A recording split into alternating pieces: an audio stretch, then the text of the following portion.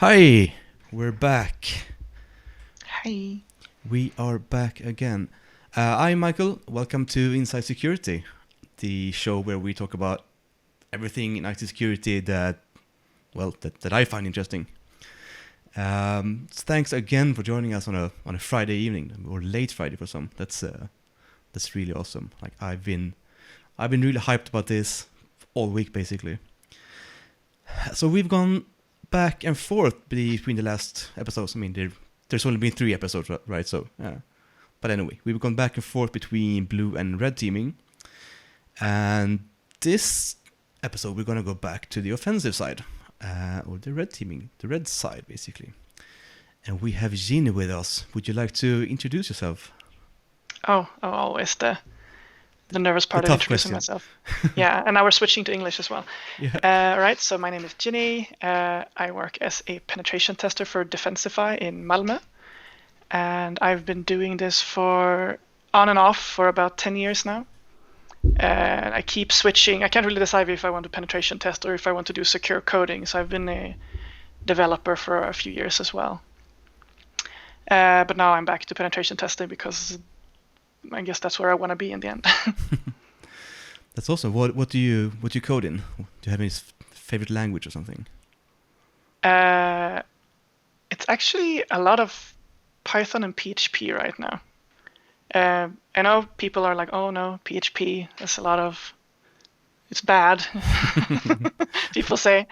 And in some ways I agree. I mean, if I'm looking for a weekend project to, an open source project to review, I always search for a random word like school CMS system, and then I end it with PHP because you always find a lot of bugs, and it's because PHP is very forgiving. But I kind of like that. It somehow makes it easier to code. Just sloppy coding on a weekend. Yeah, I think PHP is great for that. So how did you get into security? Was it via coding or some other way into security? Get into it professionally or just generally? I think generally, like, how did it spark your interest to start with? I don't actually remember. I started to kind of playfully hack when I was 12 or 13. Just Google, well, not Google. Google wasn't invented back then, I guess, but Alta Vista. yeah, Alta Vista, exactly. I was thinking of Babelfish, or what it was called. Yeah. No, but I was just looking for, all these random TXT files, what's it called, e-signs, back in the day, and I would read those, and I just love the idea of just the hacker, the breaching the bank system, the hacking NASA or all that, that was very mainstream, like in pop culture back then. But and then I can't remember. I just found a website somewhere, and it had this advertisement for the Hacker's Black Book, which I actually have in my bookcase here behind me. I still have it, and I convinced my parents that I need this book for scientific purposes. Of course. And they actually, my dad has always been like, no, we were not going to order online, credit cards, plus internet, bad, very, very bad. But for some reason, they always have had my back when it comes to educational material. So they actually ordered that for me from some random, really shady website. And I guess that's where it started. I read that book. It was very basic, just a lot of, here's the Ping of Doom tool you can download from this website. And then that website, the book was a few years, old at the time. So all the URLs, none of them really worked because they kept, changing domains, and, sites kept going down and so on. So, but it had a CD. You got a CD as well, with a lot of the tools were on that one. And I think there was actually a few viruses intentionally on the disk because, look, here's a virus, also hacky stuff. And I think I ran 1 or 2 of them, and it just messed up our family computer a few times. And Yeah. that's how I learned how to reinstall Windows 98, I think. Well, that's a good way to learn it. Yeah. So the Rudy from the chat is asking if this real shady bookstore was named Amazon, and I think this was probably way before Amazon. I don't remember when Amazon came at first, or when I discovered it. I mean, I probably discovered it way late. Yeah. No, but this was just some really. I mean, we can later. I can just. I have it over here. I can dig it out. I think the name of the website is on the book. I think where I bought it. And I moved a few months ago, or November. Yeah, November, and then I found it again, and I just went through it and checked all the URLs, and it was just popped in the CD to check what was on it, and Windows Defender went, no, Yep. what is this ancient bullshit? No, and then but no, I don't think it was Amazon. But Yeah. I mean, I was 12, so I mean, I don't remember. It's a long time ago. Yeah. So I mean, speaking of, because you mentioned it was named hacker something. So what's hacking to you? Is it breaking into some website, or is it to understand how something works? Like, what's hacking to you? Like the definition of it. I mean, in the beginning, it was probably 12-year-old me would probably have said like, hacking banks, or hacking into people's email accounts. I had this really cringy hoodie that I wore on in, I don't remember. I don't know the school system in English, but högstadiet, high school, middle school, I don't know. Yeah. And it said, "I read your email."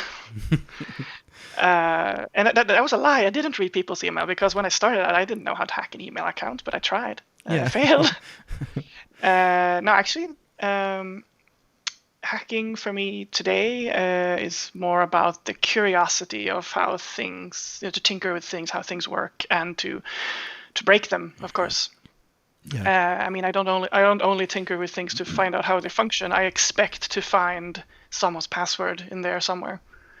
And I mean, when I do reviews, all the, those types of security risks, more like it, you didn't include these headers, or this content type is a bit risky, blah blah blah. Those things. I mean, I don't actively use those to attack, a client, for example, usually like a customer's website, but I write them down. But usually, when you dig into the code, you want to find a code execution, or a buffer overflow, or whatever, to do something really cool, and write an example, a POC to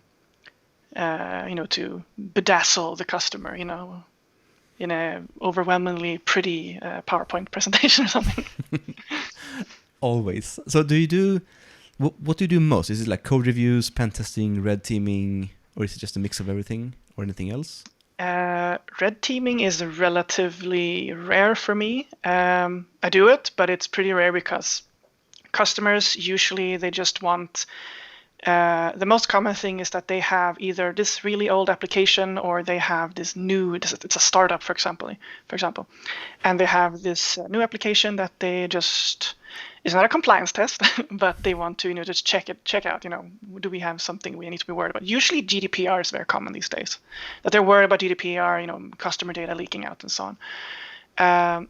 So that is the most common one, and I try to always, I don't generally ask like, can I please get the source code? I say, when we do these codes, we use the source, we do a code review at the same time, and most of the times the customer's like, okay, yeah, fine, here's the source code. Because if you ask, you give them the option to say, no, we don't want to give you the source code. So I always start my tests with a code review. If I get the code, in time. If I don't, I jump on there, say it's an API or whatever, and I just start shooting stuff at the website and see if it dies horribly, or if it's actually responds somehow realistically. Yeah, sometimes systems die, right? That's always interesting. So happened. Sorry. Yes. No, carry on. You were going to say no, something. it happened 2-3 weeks ago. I was doing a test, and it was just wasn't even pushing the server very hard. It was just a very simple, I don't remember, I was iterating some ID, very basic standard stuff. And all of a sudden I just see how actually it was my colleague saw how, the server responds with, was a 503 or was 501 internal server error. It's like, I was like, okay, can you stop whatever you're doing? And then it came back up when we stopped. So basically, that very, very small test used up the threads on the server, and it just stopped responding. Nice. You exhausted it, so it died. Yeah, Nice. and that was actually, and at that point, that was actually a production environment. So Yeah, I was we going to say actually, that. yeah, usually we don't test in production, but I mean, sometimes the customer, this game, they had a test environment, but they specifically wanted to test in production because they knew that they had some, and not specific, yeah, they have a vulnerability as well, but, faults, flaws. Yeah. So, two-part question. Like, have you fucked up anything else? Is there anything have you done any major, like, where something actually went down hard, or like what's your biggest sort of have you done any mistakes? Many probably. There's only one I can remember though. That was a very long time ago. But no, I haven't actually done any major fuck ups. It was I think it was a library system. It was not very. I mean, I'm not gonna say not very because there are probably people who were devastated that it went down when it did. But I guess I was a bit cocky. I was, into my routines. I had, I just did a lot of things at the same time. I was young and dumb. And and I just fired up. I think it was like SQL map or something, and I just fired up at that point and just kind of left it over lunch. And I set it up to be super aggressive because, like, what's gonna happen? It's not like it's gonna go down, and it went down, and it went down hard. It was a very fragile system, but I had never done any tests like this before. It was production, and there was a very old Windows server with a SQL database on it, and I don't remember exactly what happened, but it basically just plunged. It just died, and it didn't come back up after I came back, and people were like, this server, there's a lot of websites depending on this SQL server, and we can't get it up. We get it up, it just keeps dying.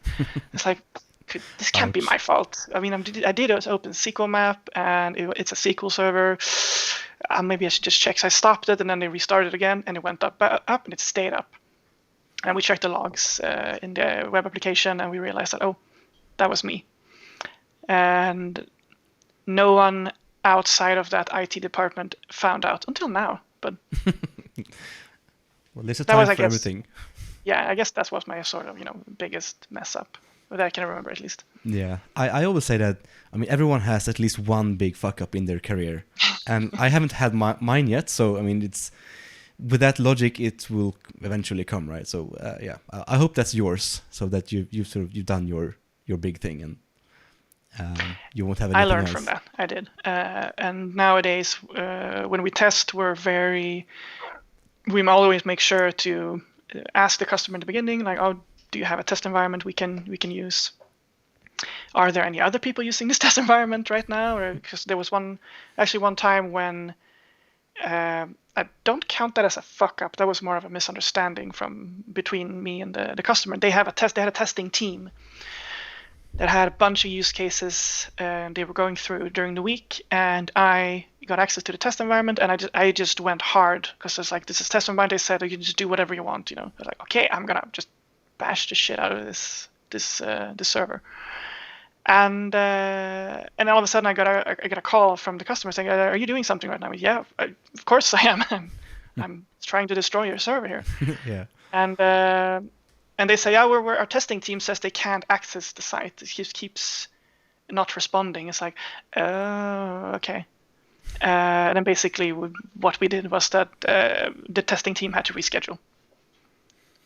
Yeah. Because it seemed that anything I did seemed to disturb them in some way. All of a sudden there's a JavaScript alert popping up somewhere on the website, and they're like, and every time that happened, they had to run to the IT department. This thing is not working as we expected, and then I had to, yeah, that's me again. So that sort of segues into one of my things that I like to discuss when it comes to pen testing, and that's like this before the pen test even starts. I mean, in the scoping meeting where scoping, I mean, maybe it's better if you explain what's scoping of a pen test. What do you do when you scope a pen test? Do you want to take that? I mean, yeah, normally, normally when we send the offer to the customer, we already have an offer for.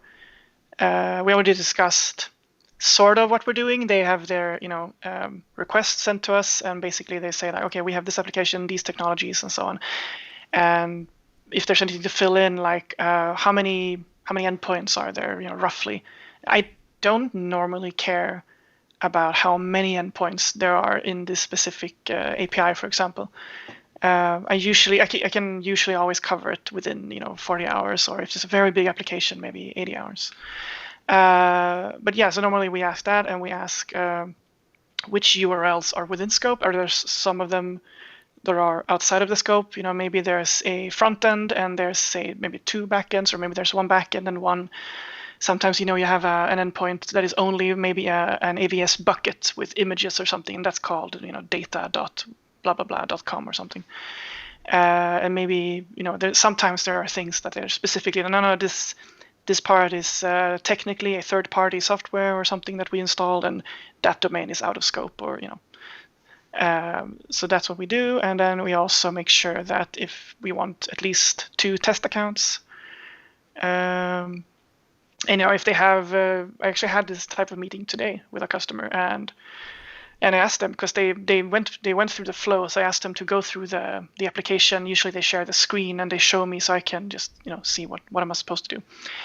And they, in this case, they said okay, and then the customer clicks here and they send in this thing to us, and then someone on our side will manage it, or to pick it up and manage this ticket or whatever.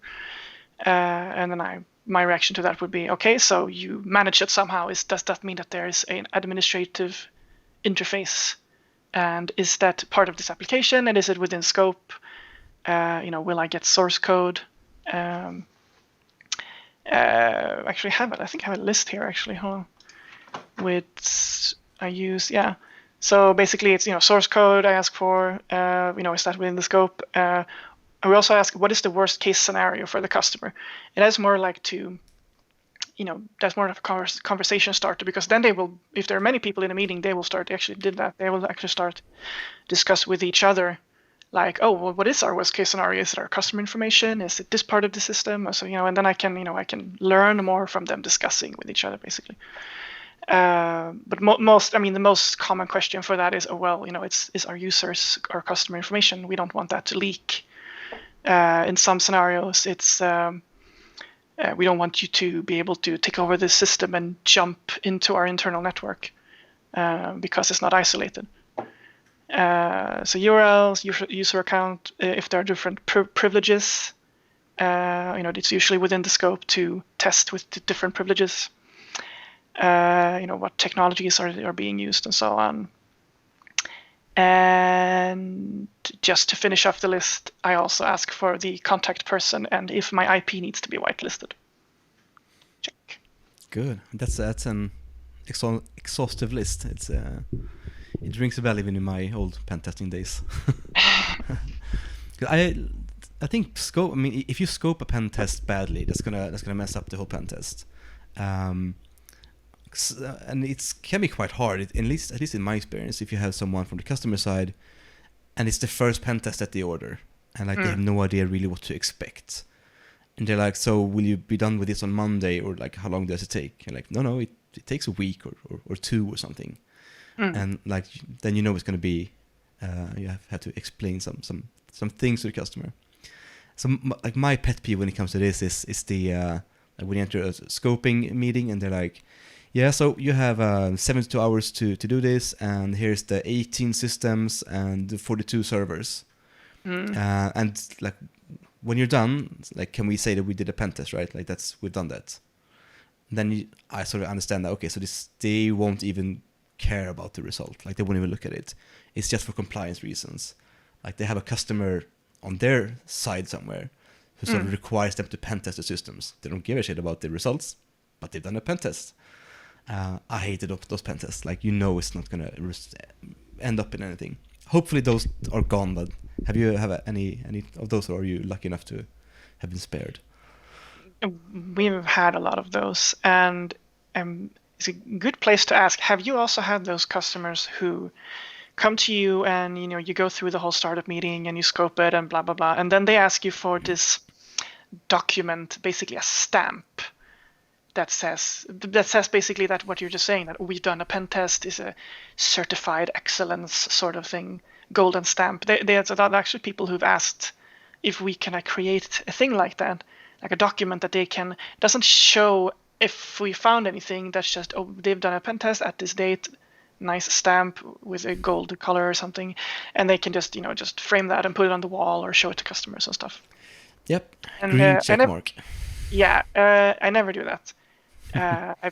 I've considered it, but then again, I always think about these web shops. You would go to a web shop and that it's not 100% secure, but they always put this like a bunch of these little stamps in the checkout, like PayPal certified, Norton secured website, blah blah blah. This website is certified by McAfee or whatever. It's a lot of stuff like that, and many of these, and I've noticed that even if they once paid for this certificate or whatever, they still just kind of steal the image that says Norton certified and then just paste it on the checkout. And then maybe they don't even actually pay for it anymore because the person who bought it in the beginning 5 years ago doesn't work there anymore, and no one actually knows why it's there. But they want it because in certain countries it's a big deal. Yeah, I've seen those, and like 2 episodes ago I had Danuton, who's also a pen tester, and he said the same thing. Like he had customers who asked, so do I get a green check mark like when it's done? And he's like, well, it depends on. Well, we don't give out green check marks, but I mean, if it's good or not depends on the report, like the results. Like, not that you've actually done a pen test. So, yeah, there seems to be a lot of those. And we have in the chat, we have Mikael Takeo in chat. He says, "Yes, this is me. I only want to report, and only needs to be it needs to be green only, and done in 8-hour max." Yeah, I don't believe you, Mikael. I know he's better than that. And yeah, the SSL secured checkmark, the SSL secured logo as well. Thanks. Yeah, that makes me feel safe. Was it military grade encryption text always? I love those. I found I don't remember what it was. It was some sort of bank or payment service a while back that I was checking out if I wanted to start using it. And at the bottom of the page, that didn't stop me from using it though, but I stopped for a moment and thought, do I really want this in my life? Yeah. And it had this very long text that we use your data is secured by military grade encryption, and then just a bunch of buzzwords and blah blah blah, AES encryption, SSL, and blah blah blah blah. There's a lot, and any customer who reads that was like, wow, this is some Hollywood security shit going on right here. Yeah. And then it actually doesn't really mean anything in reality, because they're probably in their backend and internal network, are probably like random text files spread out with customer information and passwords and copy paste, and just basically how you expect any company's network to look after 10-15 years. It's okay. It's base64 encoded, so it's safe with us. You can trust us. We have a Urine in chat who says secured with 8 layers of XOR encryption. Yeah, so like the way I secure my stuff is I just use the ROT13 and I do it twice just to be secure. So that's what I do. It's secure. Sorry, bad joke. You know it's tragic when you get to like encryption sort of jokes. That's bad. Sorry. So like, when you see these websites online, like if you're about to shop on some website and you see that it has some flaw, or that you just feel that it's crap, like do you just go to the next one, or do you contact them, or like can you like do you have the restraint not to just email them and say, hey, you need to fix this? I used to be that person to always email and complain, because it felt like the right thing. I still do it, actually. Just nowadays, it's just like, I don't really have. Oh my god, I don't have time for this. But no, I actually do. It doesn't stop me from, as long as they're using an external payment service provider that I sort of trust, at least with my details. Yeah. I would usually shop there, because I mean, let's face it, we've spread our data around the internet for ages now. It's everywhere. I'm thinking as long as you, as long as it's not like a very super obvious thing. There was actually one. What was that?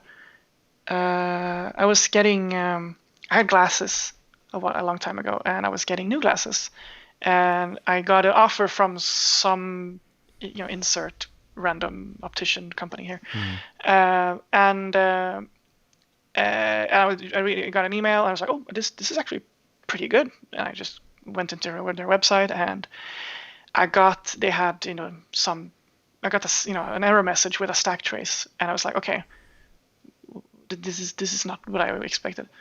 And then I refreshed, and it worked again. And then I realized that I don't remember what it was, but it was a pretty serious flaw.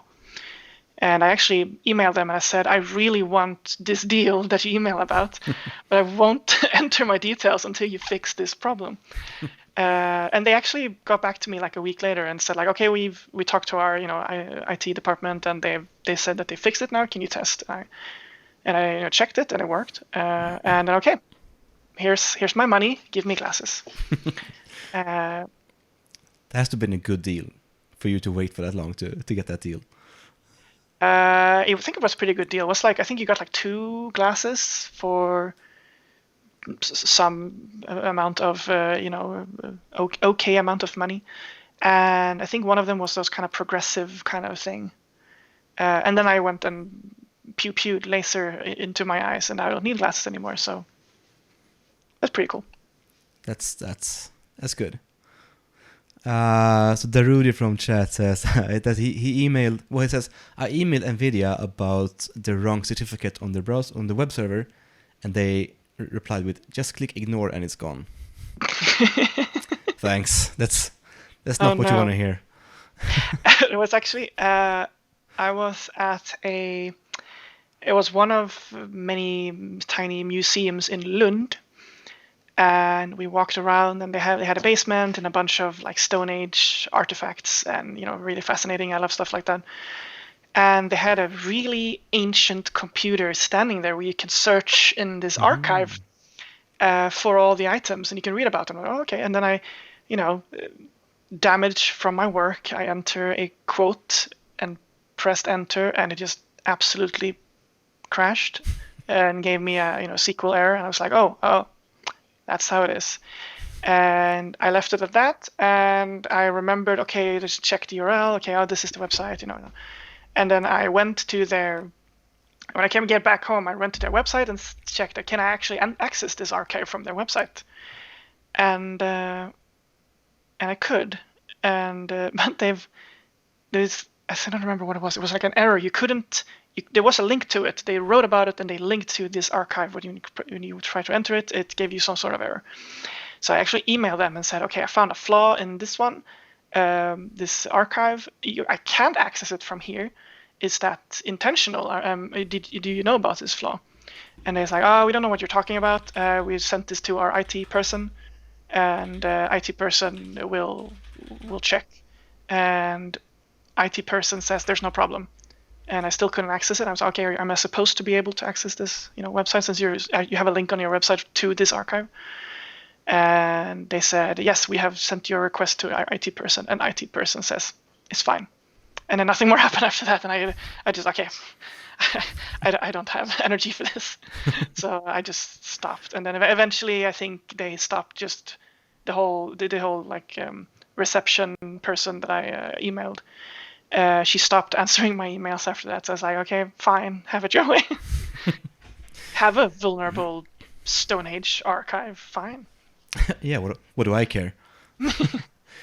Yeah, I'm sort of the same. Like, I have to, because I'm more of the blue team. So like when I do some research, or I just look up stuff, and I just sometimes I find bad things. And just a couple of weeks or months ago, I think, I found that there's this big car rental service, not in Sweden, but like it's huge.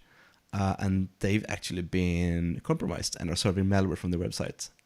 Oh. And I'm contacting them, and there's no reply. I'm being just ghosted. So basically, like a semi-full report of my findings, and just no reply. Still doing it. That's and you still haven't.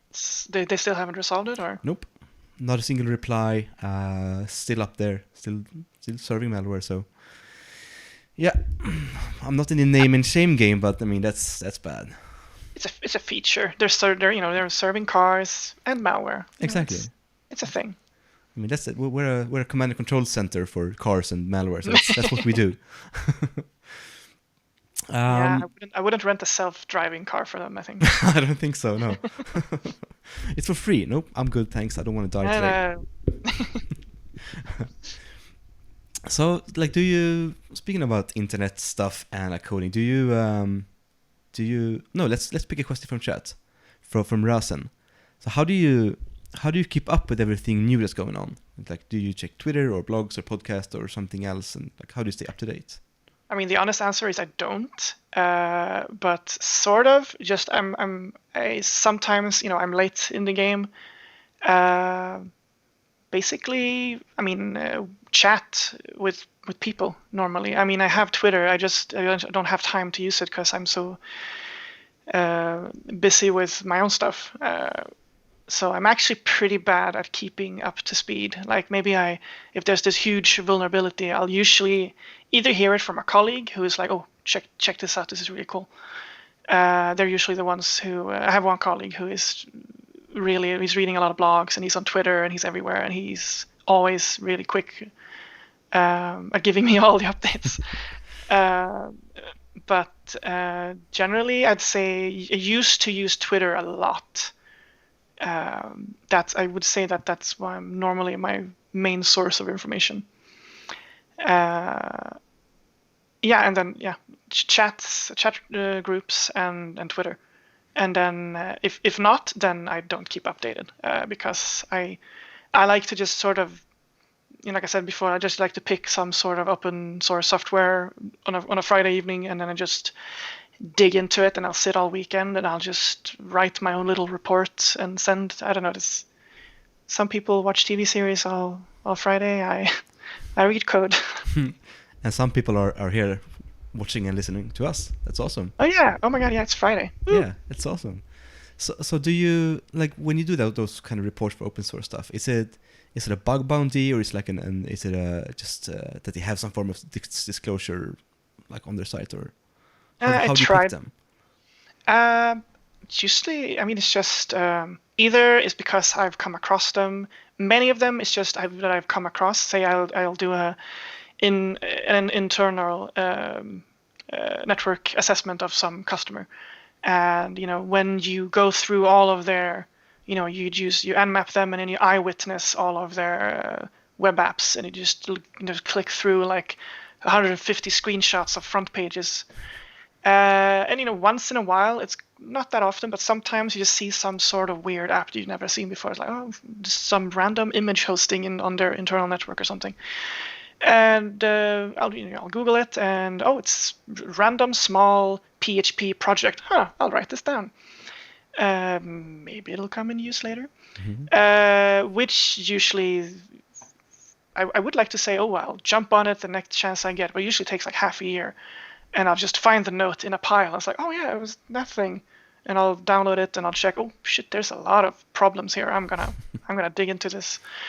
That's one of the normal ways actually. I just come across it, I'll write it down, I forget about it, I remember it, and oh, okay, this is cool.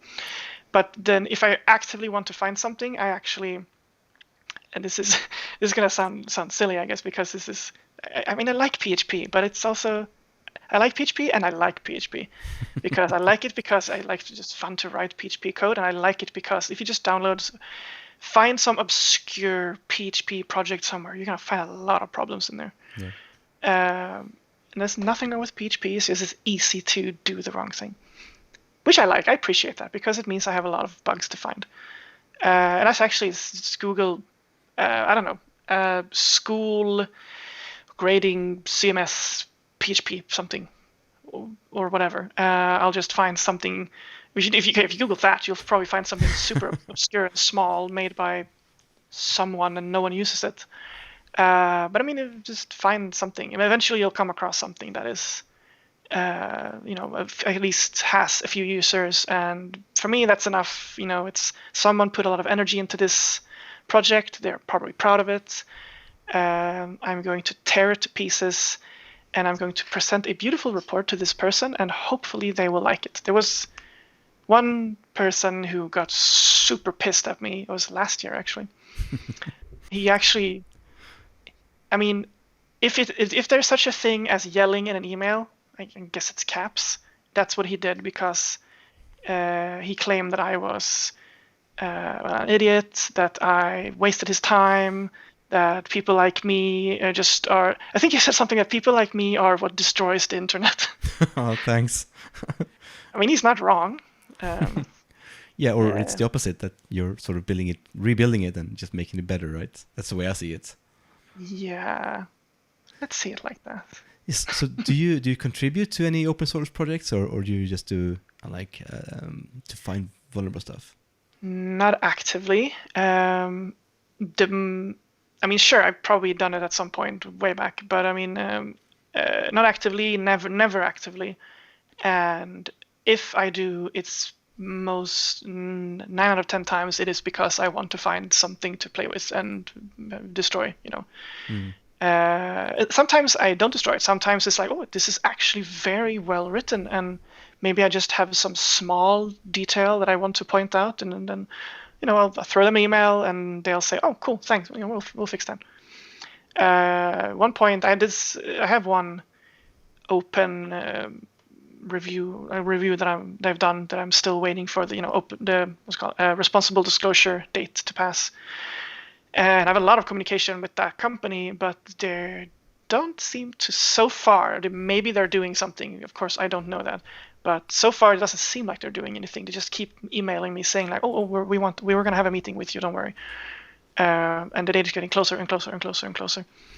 And they asked me if I'm open to writing the solutions for them and contributing in that way. And I mean, actually, I would probably be fine with that normally. I mean, it's fun to just fix problems as well, not only finding them. But right now, life, work, and so on. So I just told them, no, I'm sorry, I probably won't. And so far, they haven't fixed it themselves. So we'll see.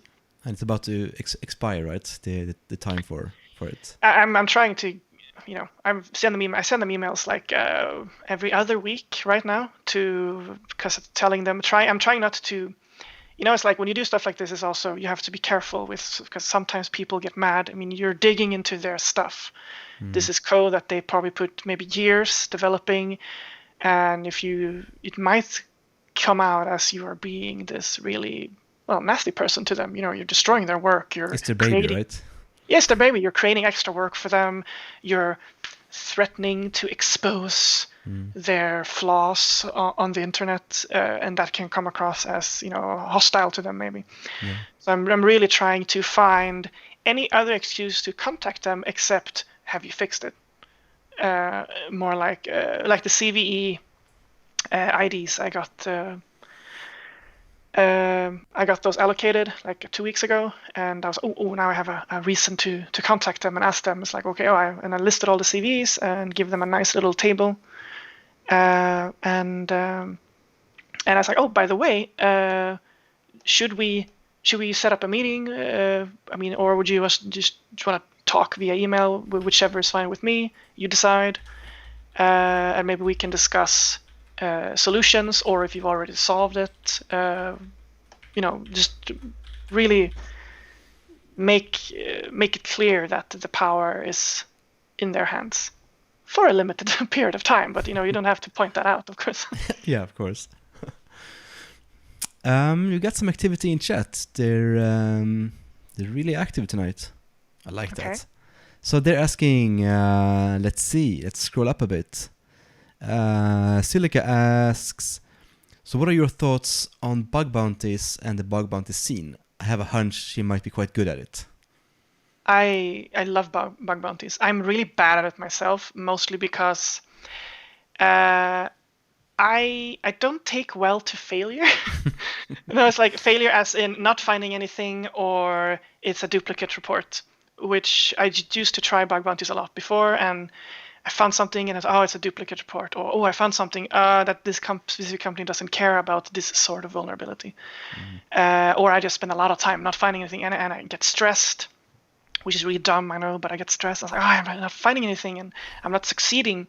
And I kind of need to feed myself with small wins all the time to be able to continue. Sort of, it's an ADHD thing, and it's like if I fail too many times, I get depressed and I just dig myself down into a hole. And it's like I suck. No, and I wish I could do bug bounties more. I did. This was it in October? I think it was. No, something. Yeah, it was October. And I recently, I think we talked about that before, before the stream. We discussed that I found this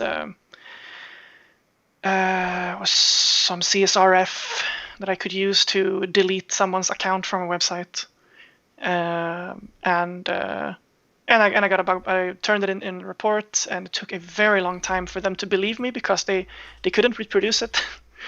And I sent them all my logs. I sent a POC, a Python script, and they said, "Oh, this doesn't work for us." I was like, "Oh, why doesn't it work for them? It works so well for me." I tried a virtual machine, and it's like, still works for me. It's like, why doesn't it work for them?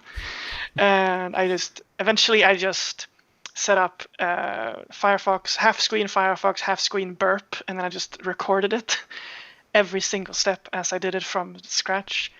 And then from that they managed to recreate it, and I was like, okay, we believe you. This sucks. And I got a bug bounty from that. I was really proud of myself. But yeah, bug bounties is awesome. Yeah, it's really a growing scene as well. Yeah. Well, a scene by itself. It's getting much bigger. So, like, speaking of failure and getting like overworked and stuff, it fits in quite well with another question from chat from Mikael Almstedt. He said, "So how do you both disconnect from all this, or is it 24/7, 365?"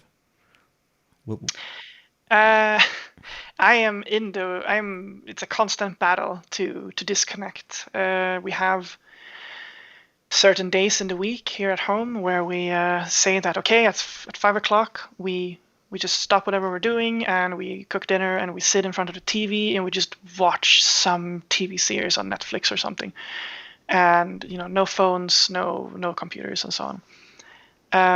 And that sort of works.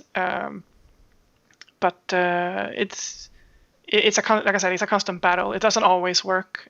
More often than not, it's a failure because I find some application, and it's like if it's one of those days and it's 5:00 and it's 16:58 and I'm sitting with deep inside the source code, and I found.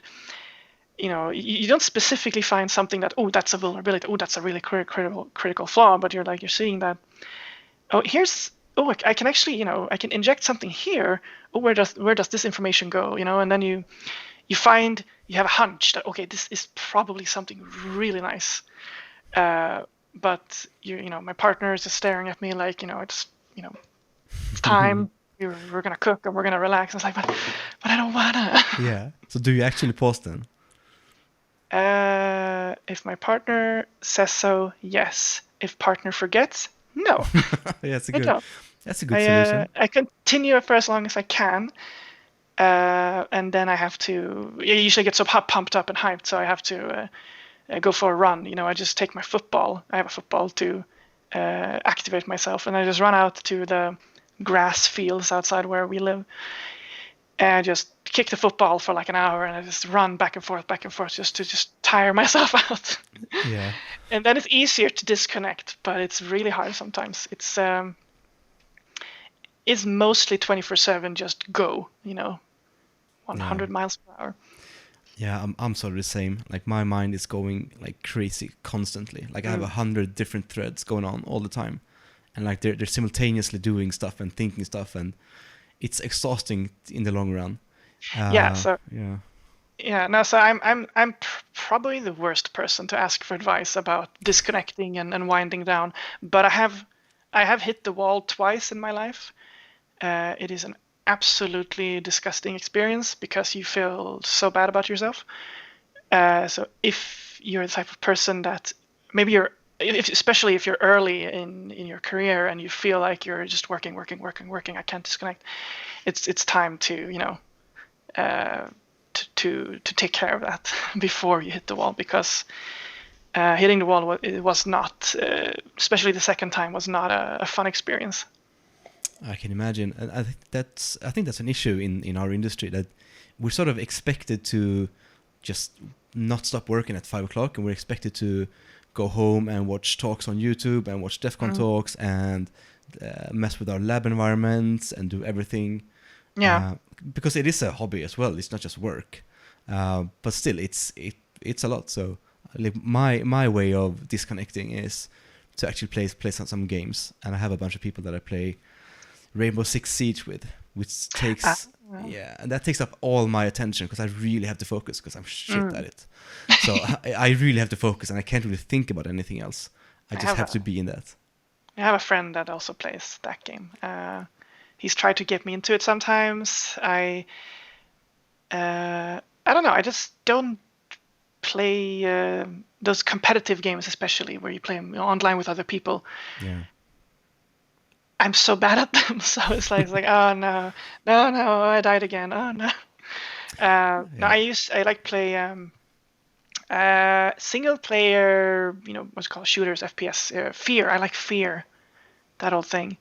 I actually started replaying stuff or scary stuff. Yeah, not specifically only scary stuff. I'm actually really bad at horror games. I just scream and then I hide under the table, and which I actually did once.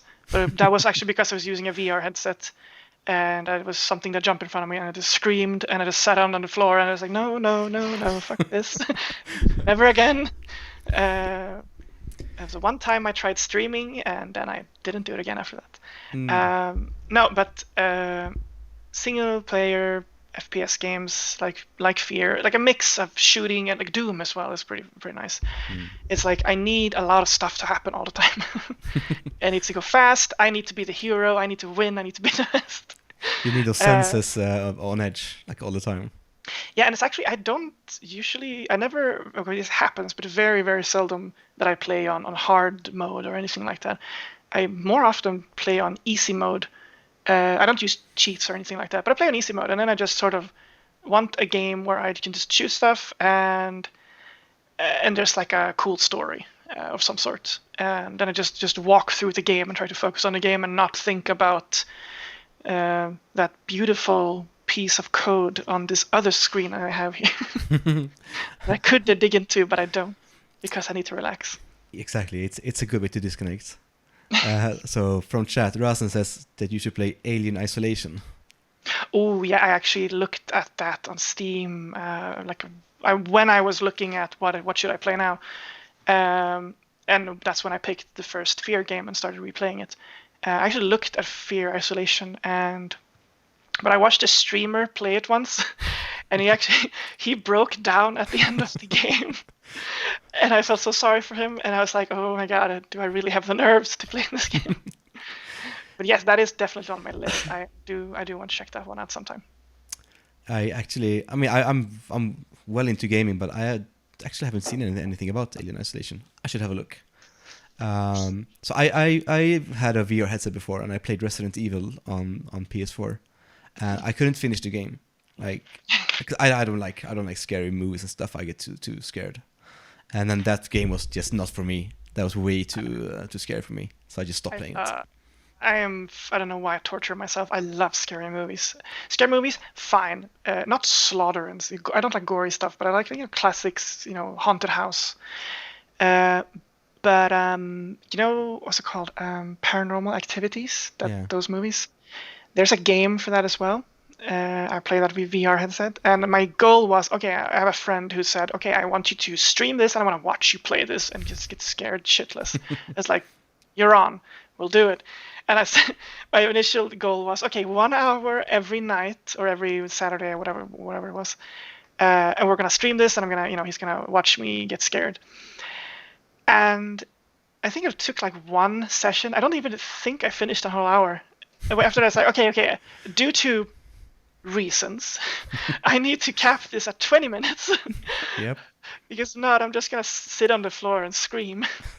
Because it was it's so real, The graphics in that game is terrific. And you have the VR headset and you're really into it, and you just look around a corner and there's this crazy lady standing, just slamming a door and trying to get in, and then you make a noise because the game makes sure you make a noise.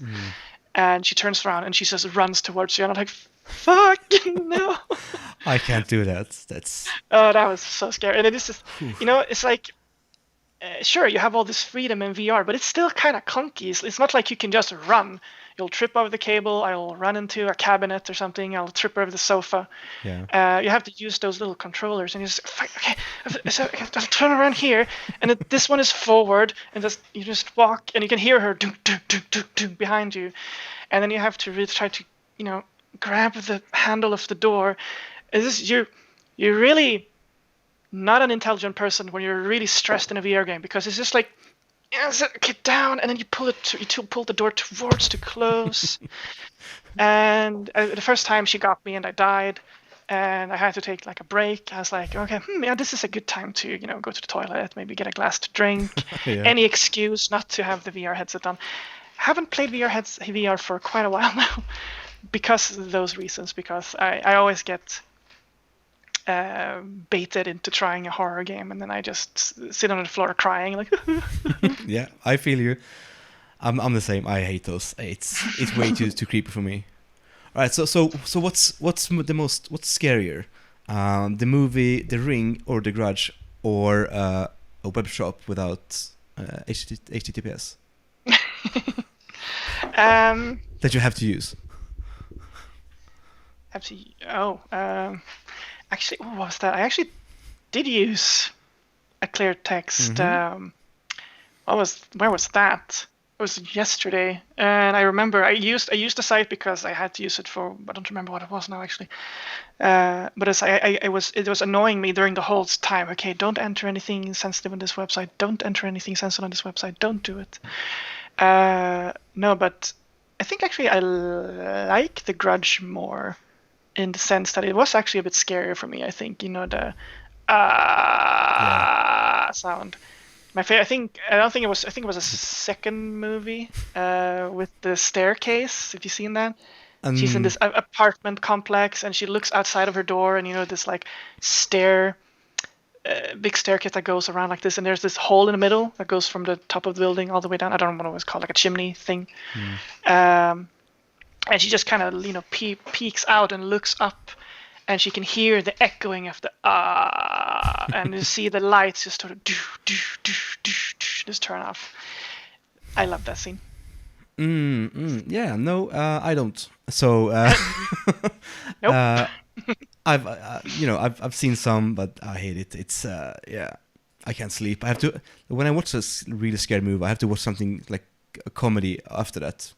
Otherwise, there's no sleep for me tonight. Yeah, I watch just random dumb YouTube videos. Yep.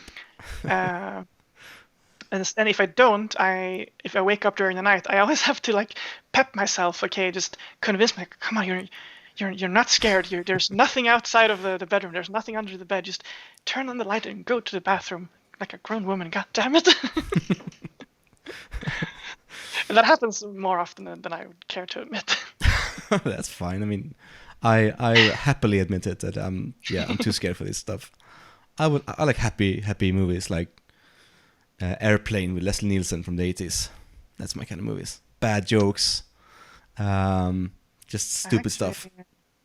I had an Alien marathon. Speaking of Alien Isolation, I actually had an Alien marathon like 2-3 weeks ago. I watched the first one and then all the way up, and then because I'm doing the marathon, I also watched Alien versus Predator, And I didn't watch the Predator movies, and I haven't watched the prequels yet because I think they're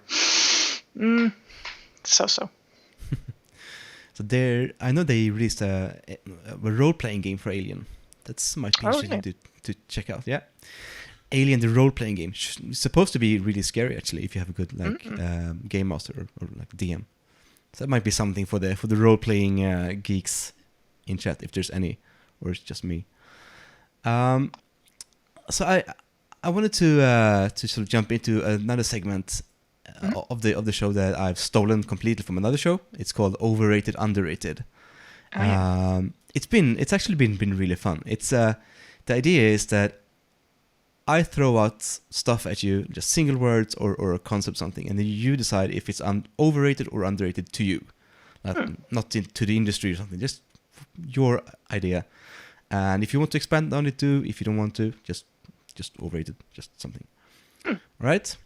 So I have it's just a few things. So first of all, I mean, we already touched on it, but I'll still ask it like a start. So bug bounties, are those underrated or overrated to you? To me, like what's your take on it? I would say neither, but I mean, properly rated is also a thing. Just for the sake of the importance of it, I'll say they're underrated in the sense that they should be more important, I guess. More companies should do it. It should be more people should know about it. It should be a thing, you know. I mean, there's many times where I found every time almost that I find, you know, when I do my weekend random open source, well, it doesn't have to be open source, but usually I do open source because I want to source code. And I do a review. I actually do check if they have a bug bounty program, and mostly they don't, which is, you know, a bit sad, because I mean that means maybe there could be so many more people looking at this application and, you know, making sure that it's reviewed properly. Yeah, I suppose it's hard to sort of get bug bounties or paid bug bounties in open source products, because you have to have some sponsor or something. Yeah, exactly. But then maybe you can get recognition at least on some Hall of Fame page, which is quite useful in maybe open source projects. I'm not sure. I mean, the cup that I got, you know, I got the cup from. There was also an open source project, a very big open source project actually. I got a cup and I got they printed out the page that said "Thank you for keeping our product safe."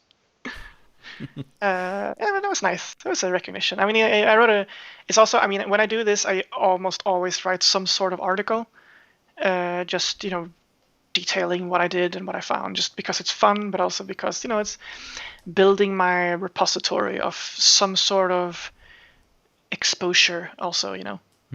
So that it's also a bit of a resume thing that I like to include it in my resume, because, you know, if I send my resume to a customer, sometimes customers want a resume from me as a consultant, and they can read my articles, and, you know, that's good. So. Absolutely. Next topic. So, working from home, is that overrated or underrated? Underrated. I mean, now we're seeing all the big companies. I think it's like Spotify, Microsoft, and all those has gone out and said that they're going to continue doing this even after the pandemic, that people can, you know, choose to work from home. So it still is probably underrated then, because more companies should be allowing it. I mean, I started working from home before the pandemic, before we knew about COVID, because I decided that I'm too easily distracted. If things happen like if I was working in a team before, a few jobs ago, a few employers ago, and every time, you know, someone was walking behind me, or sometime, you know, they would come with a cup of coffee and stand next to me, look what I was doing, and I just couldn't focus. It was just whatever I was doing was dead at the time that something distracted me. So when I switched jobs, I actually had a requirement that if I'm going to work for you, I'm going to work from home 100%, because I need to sit in peace and quiet, and work without anyone disturbing me. And then haha, I have 2 cats that scream in my face when I work from home, but at least I can close the door. Well, at least you can feed your cats. It's harder with a colleague. Just stuff food into like the colleague's face. That might be rude. Like we did have a conveni machine. I could just, buy a lunch and just stuff it in there. Like, go away and microwave it or something. Yeah, Shoot. that would work with me. Just stuff food in my face, and I'll shut up. So I'll leave you alone for any of my colleagues. That's a good strategy. I'm gonna remember this for whenever I work in office again in the future. Yeah, we got a comment from the last regarding Bug Bounties and your the articles you write. Like, do you post them somewhere publicly for everyone to see, or where in that case? Yeah, I do actually. What's it called? Medium.com. I haven't been there now for a while. Medium.com. I have an account there that I post just for fun, and then I link them in my. I post them there, and then I link them in my resume. So it's mostly like when I don't spread them. No, actually, it's on my LinkedIn page as well. I do put them on my LinkedIn profile, so they're there. They are on there somewhere. But I was on Medium a month ago when I wrote this other article, the one that I'm waiting for now to be able to publish. So it's like with 3 to 4 months apart. I go in there, I write an article, then I have to wait 3 months again, and then I publish. So it's quite a long time between. But yes, Medium is my place for now. I used to have a WordPress blog, and then I forgot to update it, and I was like, oh, this is bad. Not updating your WordPress blogs. Yeah. So I removed it. I just made a backup of all my stuff, and I just removed it. So maybe when we put this on YouTube, we can, if it's okay with you, we can link your Medium page in the details, in the show details. Sure, that'd be cool. Yeah. So you can find it there afterwards, Silika. Takeo from chat says, I will order Uber Eats for you right now. I suppose that's for me. And yeah, if you order Uber Eats here, I'll end the stream and eat the food, 100%. That's a promise. All right, overrated, underrated. Silence, and silence as in being quiet, not the product silence, just silence. I would want to say underrated, but I mean, I'm a person who talks a lot. I'm not actually silent myself most of the time. When I start talking, I just don't stop. But generally, I would say it's underrated, because when I worked in an office, there was always sound around me. People were talking, discussing problems in the same room. And at one point, we had to set up rules where if you're not talking about something very important about the project that we're working on, or just ask a question, then you should be quiet or leave the room and talk. Yeah. And I was actually I really appreciated that rule, because it made it so much easier to focus on work. But then in the end, even small stuff like, someone sitting next to you moving a thing, and that makes a very small sound. For some reason that also, disturbed me. Even when I had headphones on, it would be like, the movement, you see it in your, what's called peripheral. Yeah. That something is moving, and it's like, why am I? No, don't look at that person. They're not important right now. This function is important right now. Yeah, I'm the same as you are, but for me it's more if something like blinks in my peripheral sight, like I can't ignore it. It drives me insane. Like nothing can sort of blink or just change. It has to be like static. That drives me crazy. I've had that issue since before we started the stream, because there's a desktop computer standing over there, and it's in hibernate mode, and the button on the case is like ding, ding, ding, and I keep thinking it's the cat passing by the door. I was like, huh? And I was like, no, it's just still flashing. Yeah. All right. So next topic for this overrated, underrated. It's more of a thing than a word. So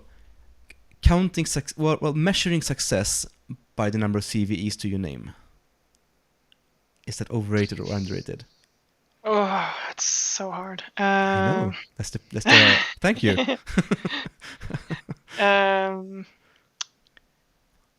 I mean, I mean, the CV could be. I mean, if you counting the score, then sure, that would be. I mean, I guess you could do that. It's like that's if you have a lot of, you know, tens.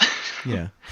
That's of course probably a big thing. Oh, it doesn't have to be. I mean, it could be a very serious bug that's super easy to use. That will also, of course, increase the scoring. So yeah, no, sorry, that would be wrong. Can I say it's not any? Yeah, absolutely. Because I can actually decide. I mean, if people want to do that, I'm totally cool with it, and I think it's really cool to read about people's CVs if they found some really interesting bug that I like to read about it.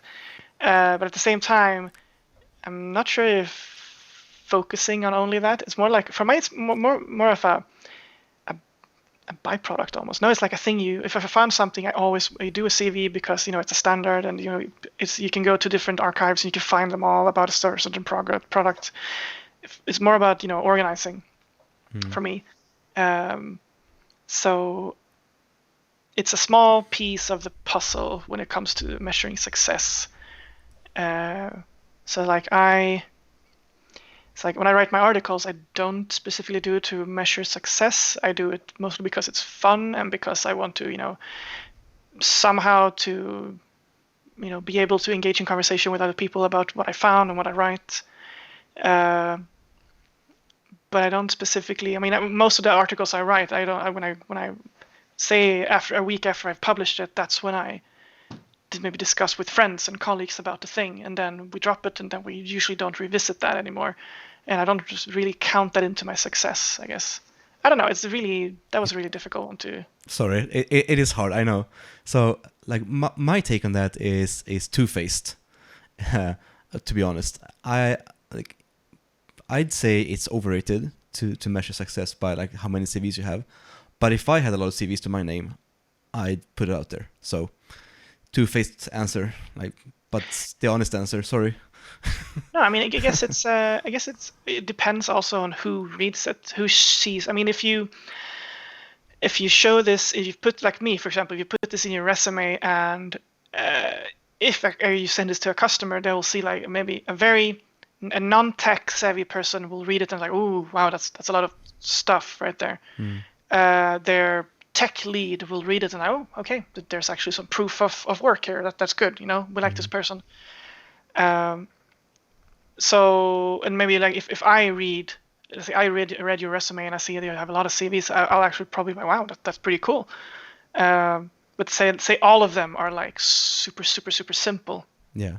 Really like low effort type of CVs. I would be like, I mean, like 4.2 average or something. Yeah. You did report them. You did allocate the CVs. I mean, there's still effort into it, but somehow, if there's only really low effort ones, I would be like, this person know what they're doing, but I'm not gonna say that you're the person for this job just because of that. I'll probably want to talk to you more. Yeah. I think Mikael Tekeo in chat has the same idea that you have. He says that only a few people would understand that though, and it's basically what you said as well. Like, not everyone would understand that. Like, if it goes through HR, like that would mean nothing to an HR person. So yeah. Sorry, tough question, but yeah, it's. I mean, it made for an interesting discussion. So yeah, I think because it's. I mean, all of these are things that I like to think about. So it's just stuff that I think about that I like to hear others' opinions of, because I want to hear what you think. So next topic, or actually the last topic of this overrated underrated, and that's certifications. Are certs overrated or underrated? Another hard one.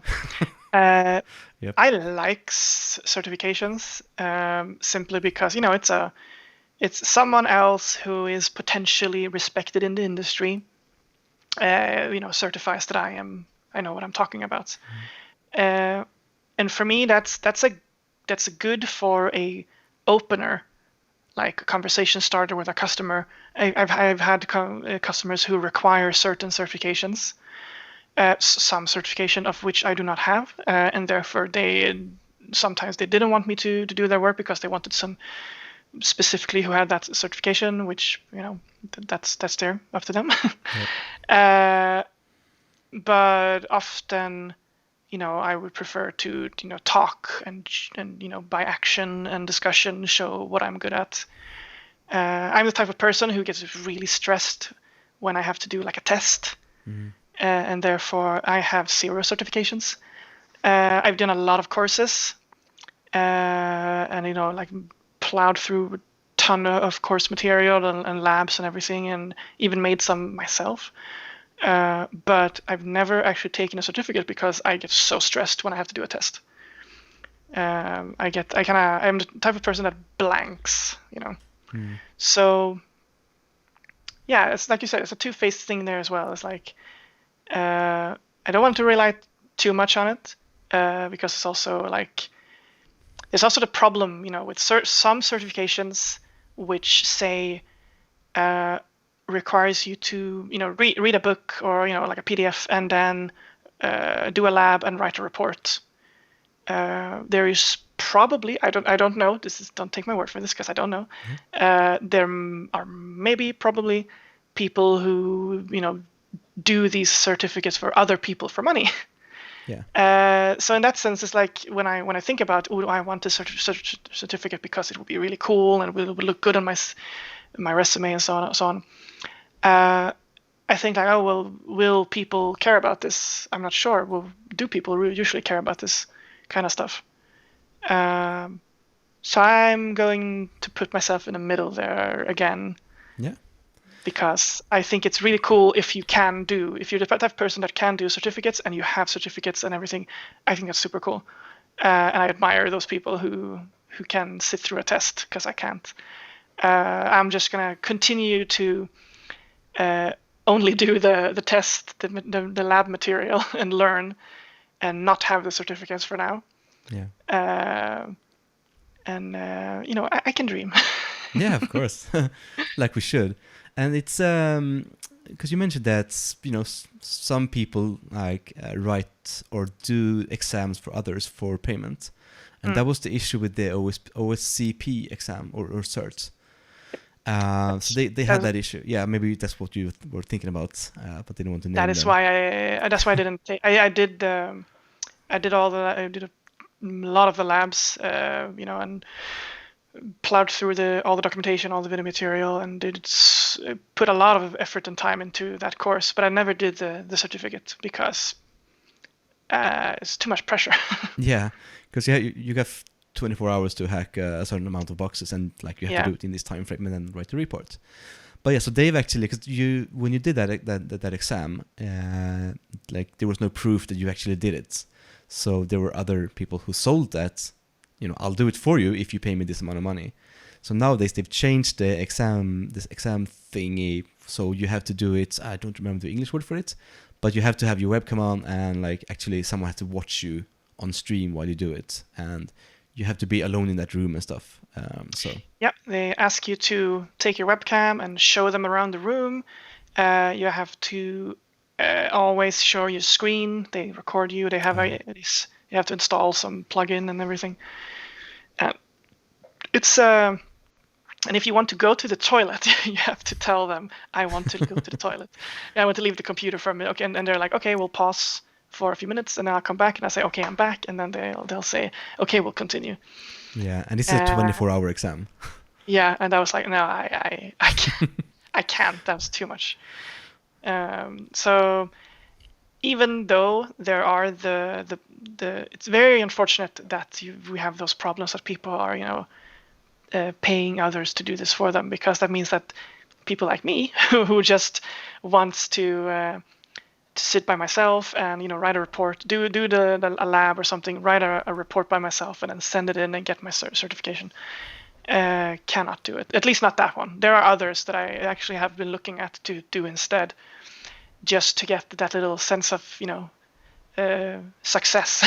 Yeah, accomplishment or something. Accomplishment, just to take a certificate, even if others in the industry will say like, oh well, this is not the same credibility as this other one because they don't have the same level of monitoring while you do it. But yeah, like I didn't do it for you. I did it for me. So yeah, screw you. Yeah, and that is also why I am not so sad about not taking certificates, because I do it to learn, and I know I learned a lot from the OCP course. I plowed through that documentation so many times. I learned as much as I could, just absorb the information, and it was a really good course actually. That was one of the best ones I've done, I think. Yeah. And I don't know. I'm very satisfied with it. So I'm not very sad that I didn't do the certificate. Yeah. Yeah, I am with you on that. So that sort of concludes the overrated, underrated segment. And we got some from, yay, we're done with that segment. But so we got some activity in chat. Mikael Takeo says, so you need to map, he says, you need to map real certifications to work experience. And also not count the core certifications, especially the e-learning ones. So yeah, I mean, real work is always like better than a certification. Although like a cert, of course, shows some baseline or some like minimum level of understanding at least. So it's not a bad thing. I mean, no, it's absolutely not a bad thing. I mean, it's someone else who, in this case, offensive security, who's pretty big. A lot of usually people in our industry at least knows about them, and it's it's a proof that at least somewhat what you're talking about. So yeah, there's maybe some of you have heard it, but like if you during this course, if you need help, like because you're supposed to do a lab stuff, and then you get access to a lab environment, and you can just hack a bunch of servers, and you sort of write a write-up for every single box that you hack. And if you need help with anything, like if you need help with like, oh, I can't get root on this box, and then you email them, their only reply would be try harder. Yeah. So it's sort of it's their mantra or something. Like if you ask for more, like I can understand this, I need more help. Try harder. That's all you're gonna get, which is quite fun actually. It's more of a thing, I think, than actual like, yeah. Yeah, no, I mean, I like that. It's like because that's what if you're really driven, that's what you do. You're like, damn it, I'll leave this for a few hours and I'll get back to it. And then you go back and maybe you'll have a new perspective and you're like, oh wait, I haven't tried this thing. Yeah. And then you try around and you're like, and you eventually solve it, or you don't, but hopefully you solve it. Yeah. So do you have any hacks for that? Like when you're into something, an assignment or a task or something, and you get stuck, like you're not really getting through something, or just you can't advance any further. Like, do you have any hacks? So just to give an example, mine is whenever I get frustrated that I'm not solving something, I just go and get another coffee. I go for a little walk for like 2, 3, 4, 5 minutes. Go back to the computer. I'm like, okay, here we go, and I had something like some new idea has spawned that I can like go with. Do you have anything to sort of like spawn more threads?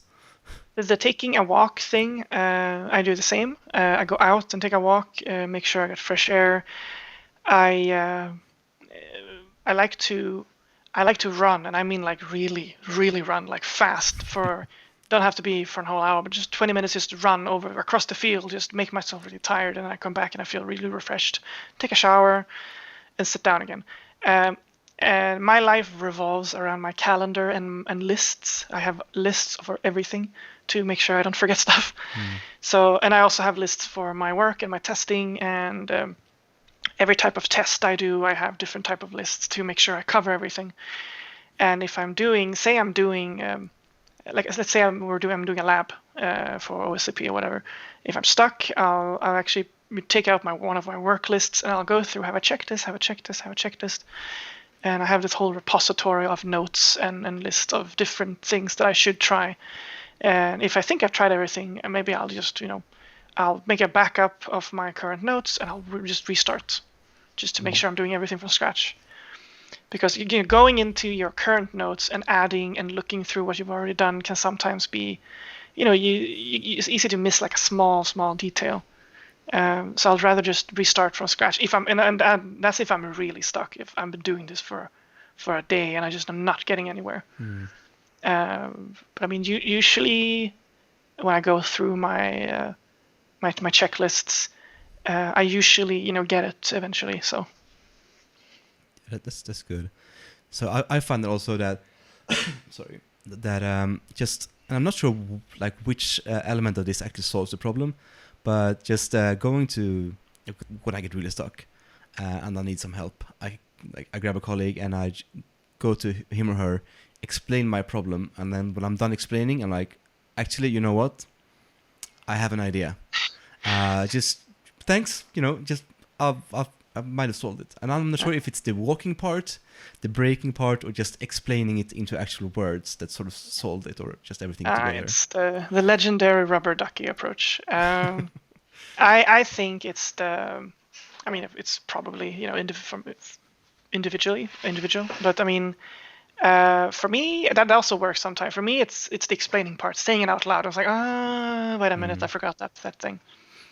It's like I'll explain it to my partner, or sometimes I call my mom if my partner is not home, and I'll explain it to her, and she's like, she's really sweet. She just pretends that she cares and that she understands, and she, yeah, that's good. And then she always adds at the end, because she's funny like that. I'll explain it, and then I'm like, oh, I got it, and she'll like, I didn't understand anything what you just said, but I'm happy. If you're happy, I'm happy. I mean, that's a good. I mean, you need someone to sort of just bounce ideas off sometimes. Exactly.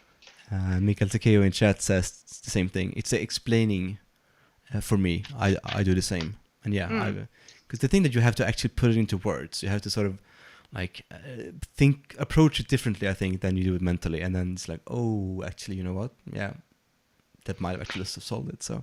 Yeah, it's like when you think about it, when you think about the thing, it's like it's compressed, so you don't actually see all the parts of it. When you say it out loud, decompress it, and it just comes out like, oh, wait, I see the big picture now. Yeah, that's a really good explanation, actually. So do you have any? I mean, we work a lot. Do you have any other like cool projects that's going on, or like anything like work-wise or private-wise? Just anything fun going on? Oh yeah. Let's see.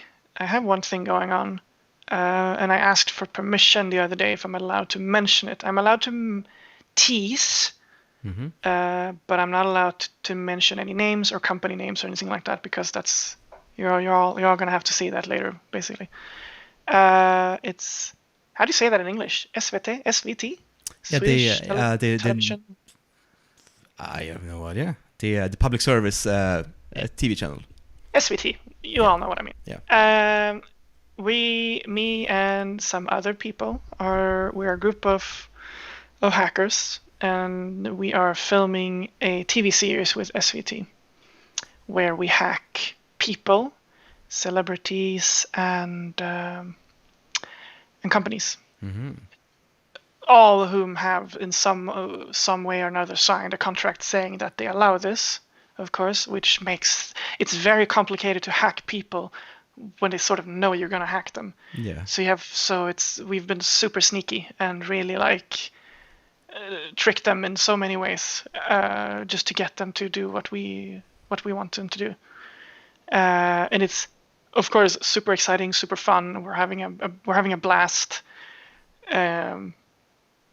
There's I mean the companies who sign up for this, there's of course it's basically like any red teaming exercise, actually.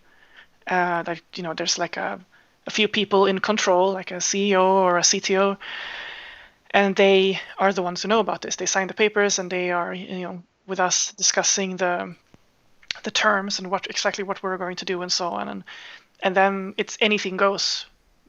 We do whatever we want, and of course the film crew has to be in on it, because if it's not good on TV, they don't want us to do it.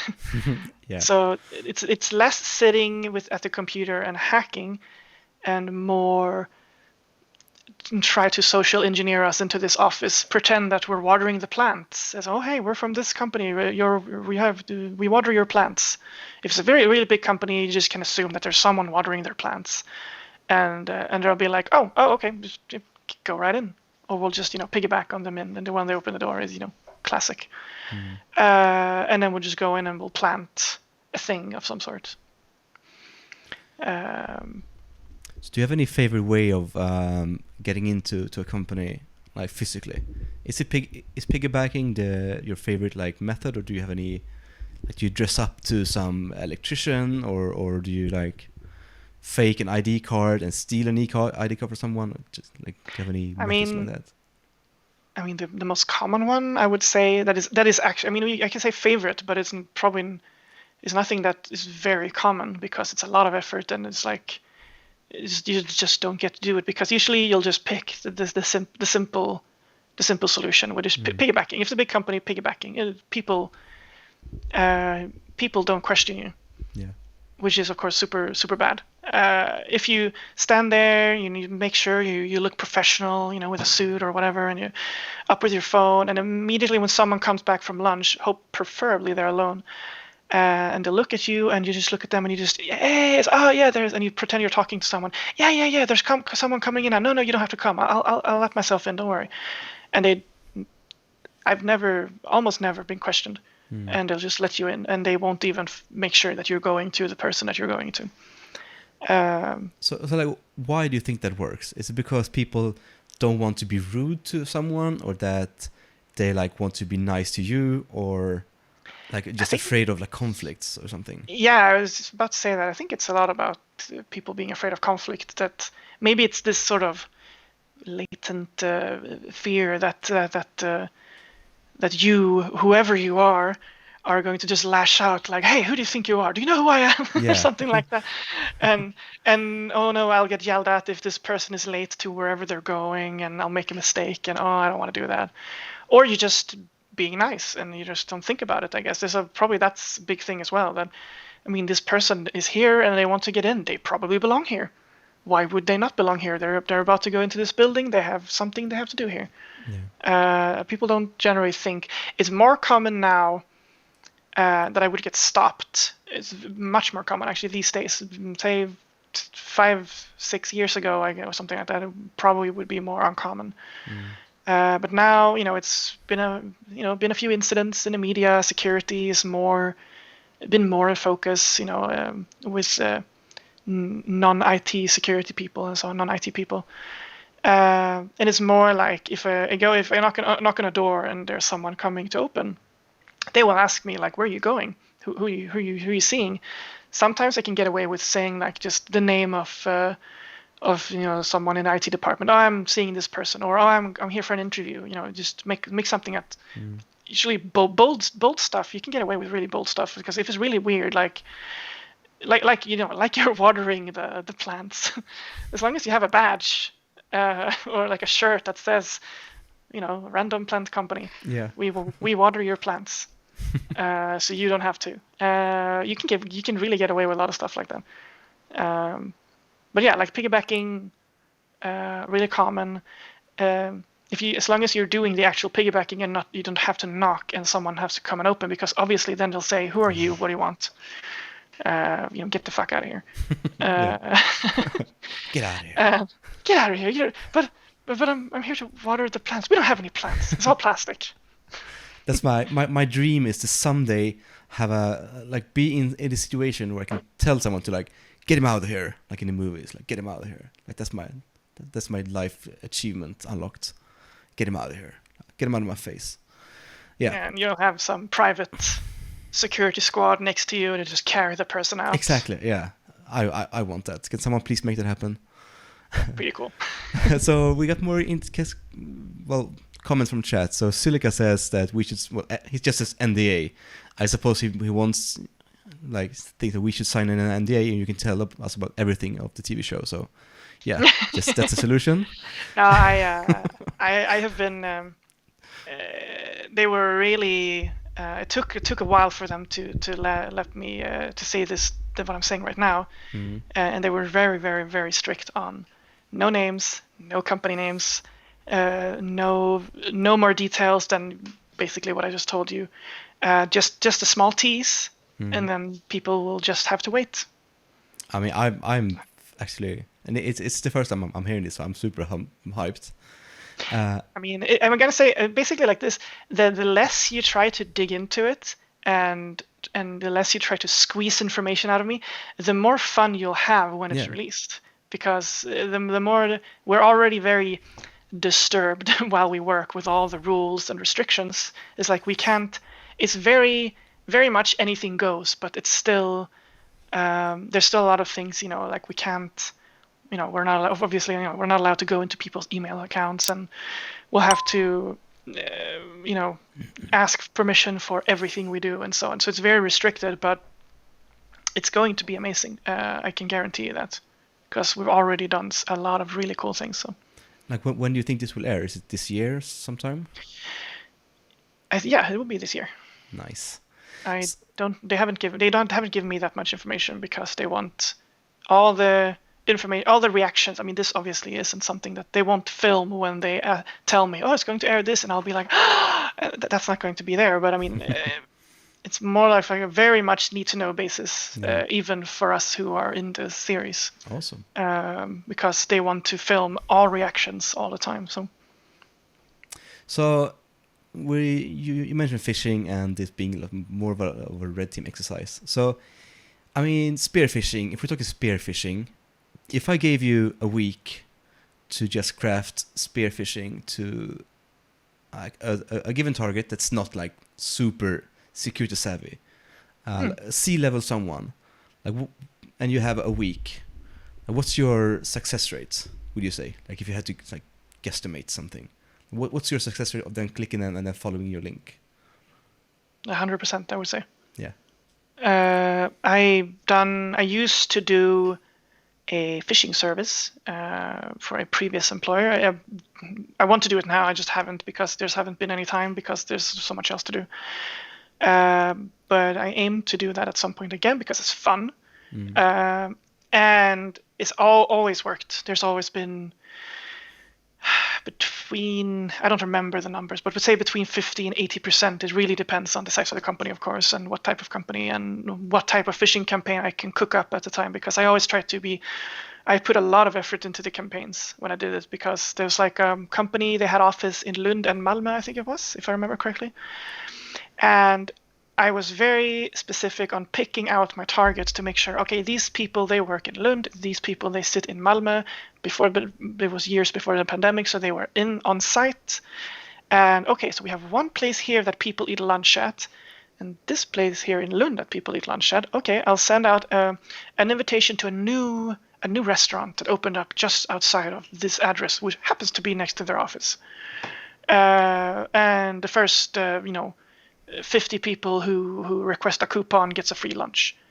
You'd be surprised how many people go in there and it's like, oh, I have to enter some sort of details, and oh, it's asking me for a login. It's like, I need my goddamn coupon.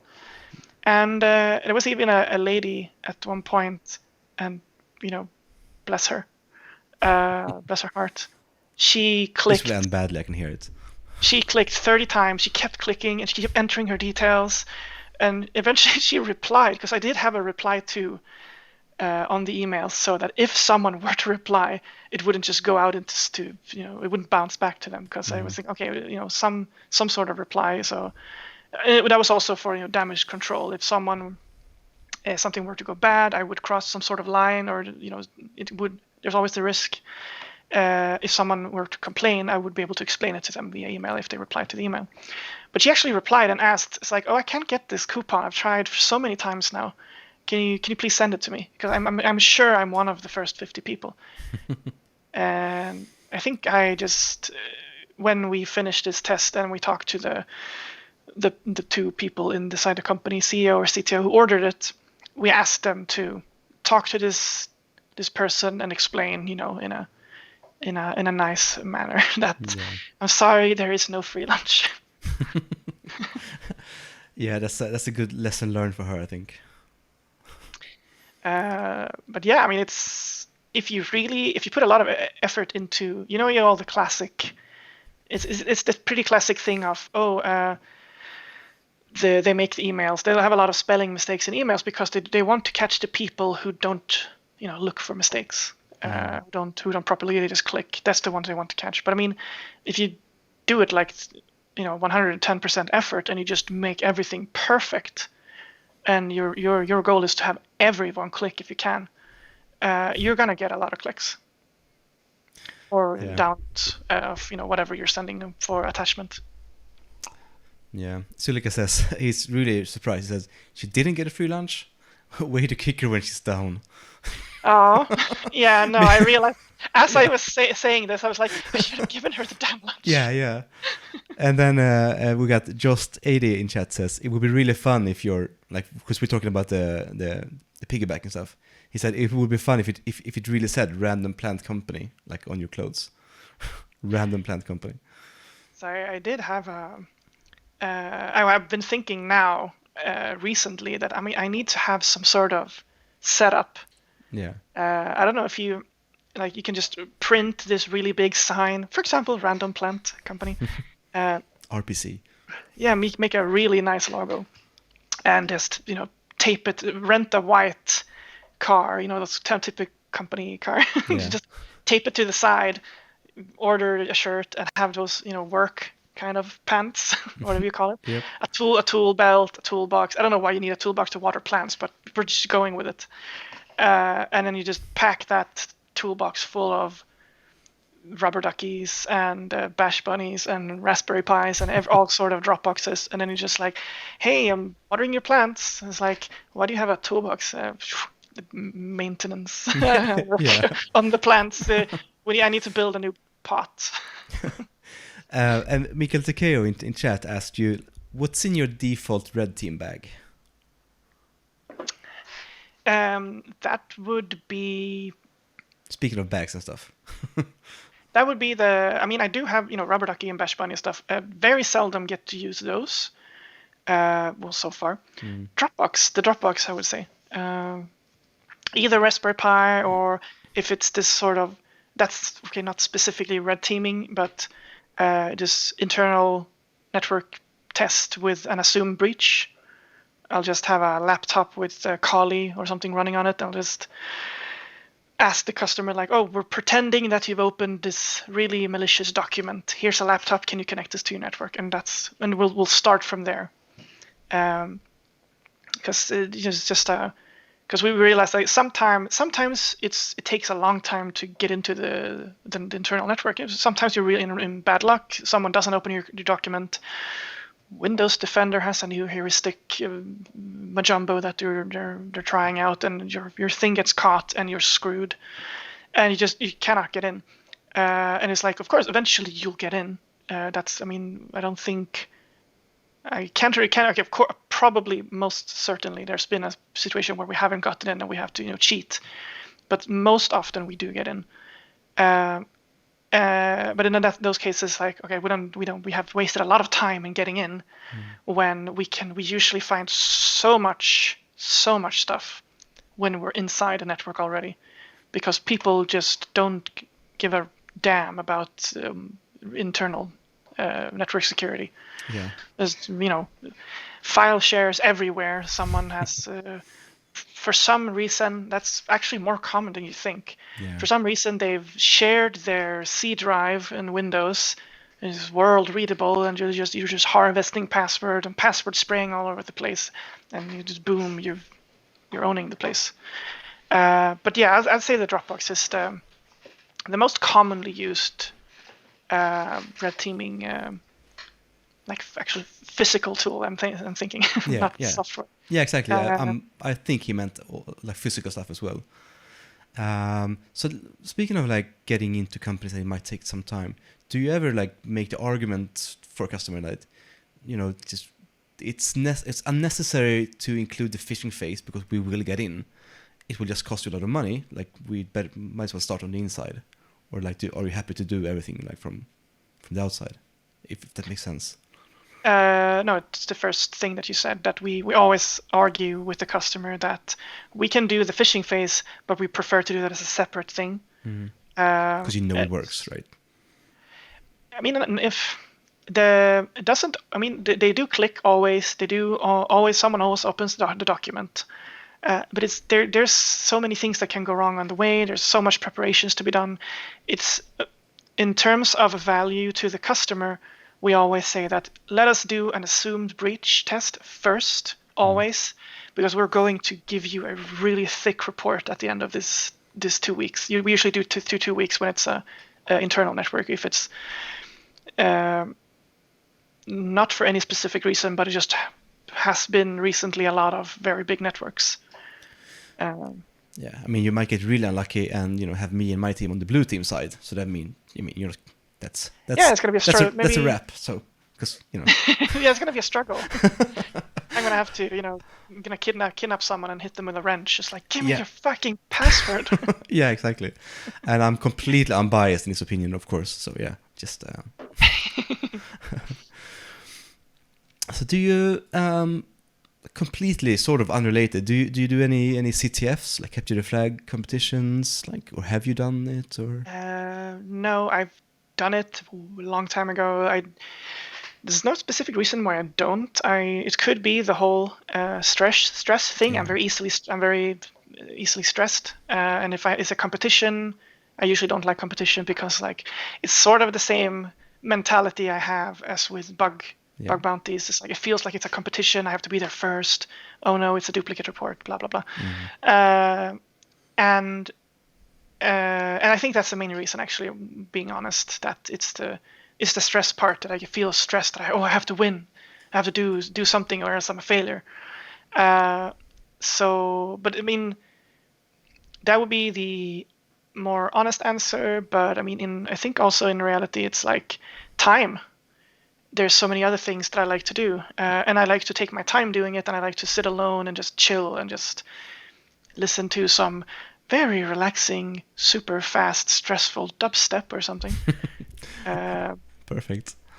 Yeah, no, I don't know why. I need fast music when I'm coding or reviewing stuff. I'm the same. I usually put up some hardcore, like Anger Fist hardcore or something.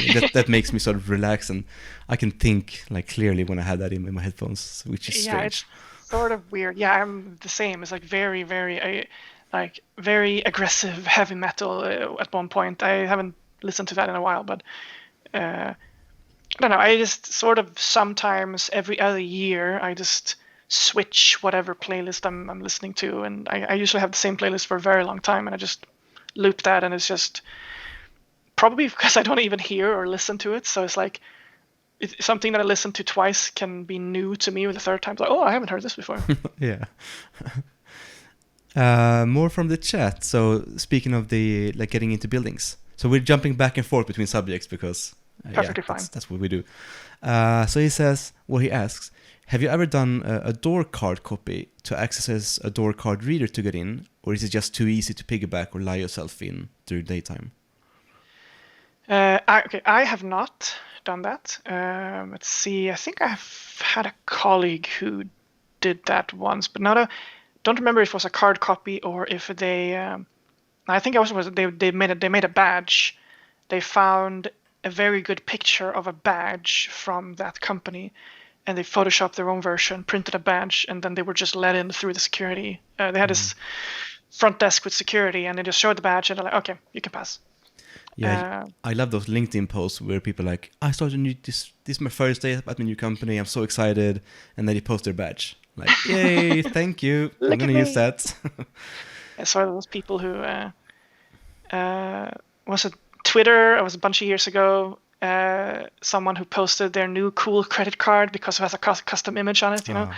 And people were like, can you show us the backside? It's like, sure, why? Why do you want the backside? I remember that, if it's the same, yeah. Yeah, it's probably the same. Yeah, poor person. I actually have a card cloner in the closet here. So I actually was messing around with that 3 or 4 years ago, just cloning my SL, yeah, I have one of those as well. Yeah, the card to go with to take the trains and buses and stuff. Yeah. I never really got to use it a lot in work, but I messed around with it. Yeah, no, I didn't use mine in work, but to just finish answering that question. When it comes to the actual physical, breaking into somewhere, it's either Wi-Fi or just piggybacking. Actually, that's usually the easiest one. We even very seldom have to, do those elaborate things with copying badges and dressing up to a random plant watering company or something. It's just piggybacking. Look, act like you belong and just walk right in. If it's a very small company, probably going to have some more trouble. It's probably easier than to send them email with a file or breaking in through, I would like to say that, password reuse through private accounts, but, like database dumps, leaks and stuff. But that is actually not that common. Not as far as we've seen that just gather combo lists and just try against their VPN or something. Not actually, we don't really do that because it's not having much of a success rate, because people in their company environment, they have sommar, vinter, höst, and followed by a year, or they have the name of the company followed by a year, or they have some silly stuff like poop. And we've seen a lot of password policies are usually horrible. So it's like password spraying is usually one really good way to go. But breaking in from an external site is pretty common. Like they have some sort of page lying around on a subdomain somewhere, and we'll break in through there. Or they have an office. Was at one point they had an office in a different country, and that office had a website that no one really cared about. We broke in through that one, and then they had a VPN to the office in Sweden, and then we jumped in through there. Nice. Yeah, so I think bad password policies and password reuse, and just adding a 1, 2, 3, 4 after the password. Yeah. So I assume you do like permutations of that. Just use all the passwords and then just add 1, 2, 3 or 890. Yeah. We have the default list of sommar, höst, vinter, and then we add the company name, and then a few others, and then we usually just start by just spraying a few services or local accounts with that, and very often we get lucky. So is that enough, or do you crawl like the website for like specific company like names or words and add that to the password list, or is it enough with just the winter and summer passwords? If we are not getting anywhere, we can create a word list from the website, but that's not very common actually that we have to do that. And usually the passwords that we eventually crack, and I'm talking about when we're inside network, not from the outside, they're usually nothing to do with their like external services. It will be like something, whatever that they came up with, or just some word that is related to maybe the IT administrator personally, or something that they picked 10 years ago and that they haven't changed. Yeah. So we got a question from chat from V. Karasic. If I'm pronouncing that incorrectly, I apologize. He says, if you had to create a password policy, what would it look like? And like my answer would be like, I don't remember, but I look at the NIST stuff. That's my answer. Do you have any other answer to what's a good password policy? You disappeared there for a few seconds. Sorry. No, so everything froze. Oh, sorry. So if I was asked a question to like create a password policy, I'd sort of redirect them to the NIST guidelines on like password policies. So basically, pick a long password. I don't remember what the number of characters that they have in NIST, and then don't force people to change password every 3 months. Just change it whenever you think it's compromised. I think it's set as like. I think I got everything. You said there. Is anyone else having problem with everything freezing? No, it's probably my end. Sorry. So, like, what's your take on password policy? Like, do you have any? Is that not your thing, maybe? Well, I mean, it is. I wouldn't be able to say straight off like a specific one, like specific rules saying a Windows domain. Right off the bat here, I wouldn't be able to say that. But I mean, what we usually tell the customers is length over complexity, like a passphrase. Write a sentence that you can remember. A minimum of, I think now, the recommendation now, I think is 12 for a normal user account and 15 for an administrator. But I mean, why differ? Say 15 for all. I mean, if you're having a long sentence, you can remember a sentence. Elephant staple something. Yeah, I like red elephants on Mars. I don't know. Something like exactly. I mean, that's going to be hard to crack at least. Don't quote me on that. I don't know if there are red elephants on Mars. Or maybe that is your password. Like, we don't Where- know. No. But yeah, that's yeah. just straight off. That's what I tell customers actually. But I haven't specifically cooked up a specific password policy for a company because I usually they handle that themselves. So they have an IT department, and they have an administrator or several, and they know their stuff. So I just tell them, I recommend you to do this, and they're like, okay, we'll do that, and they'll fix it. So Yeah.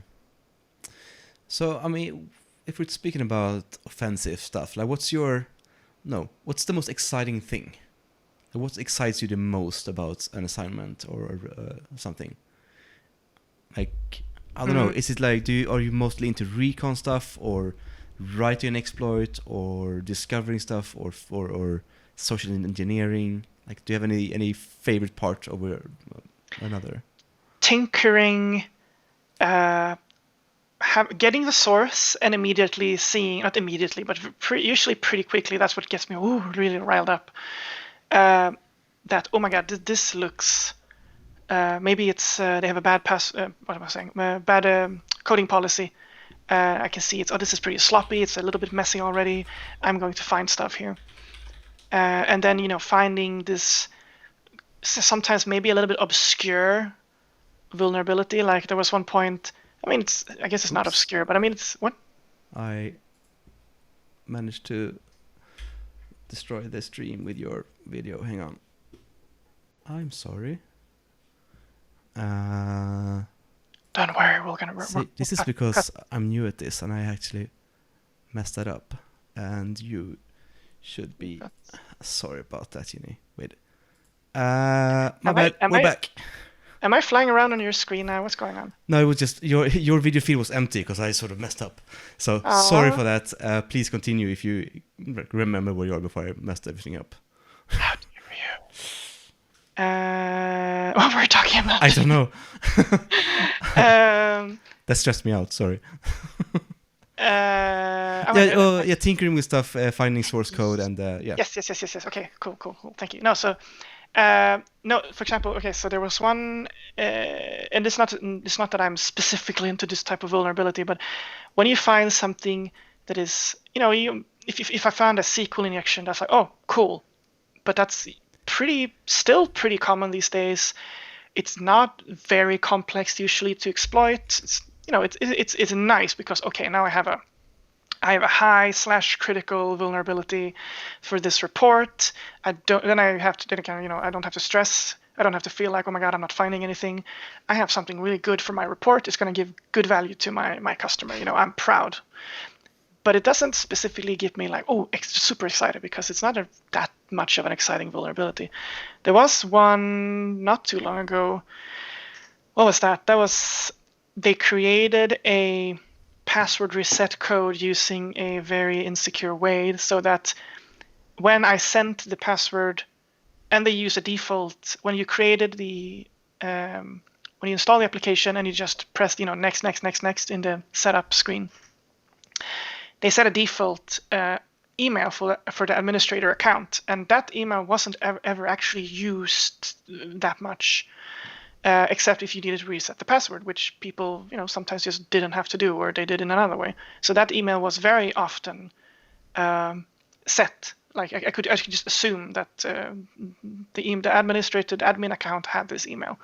So when you sent the password reset email, the password reset code would be set in a database. I could just make an assumption. Okay, it's set now, and when I sent a request, I could take the time.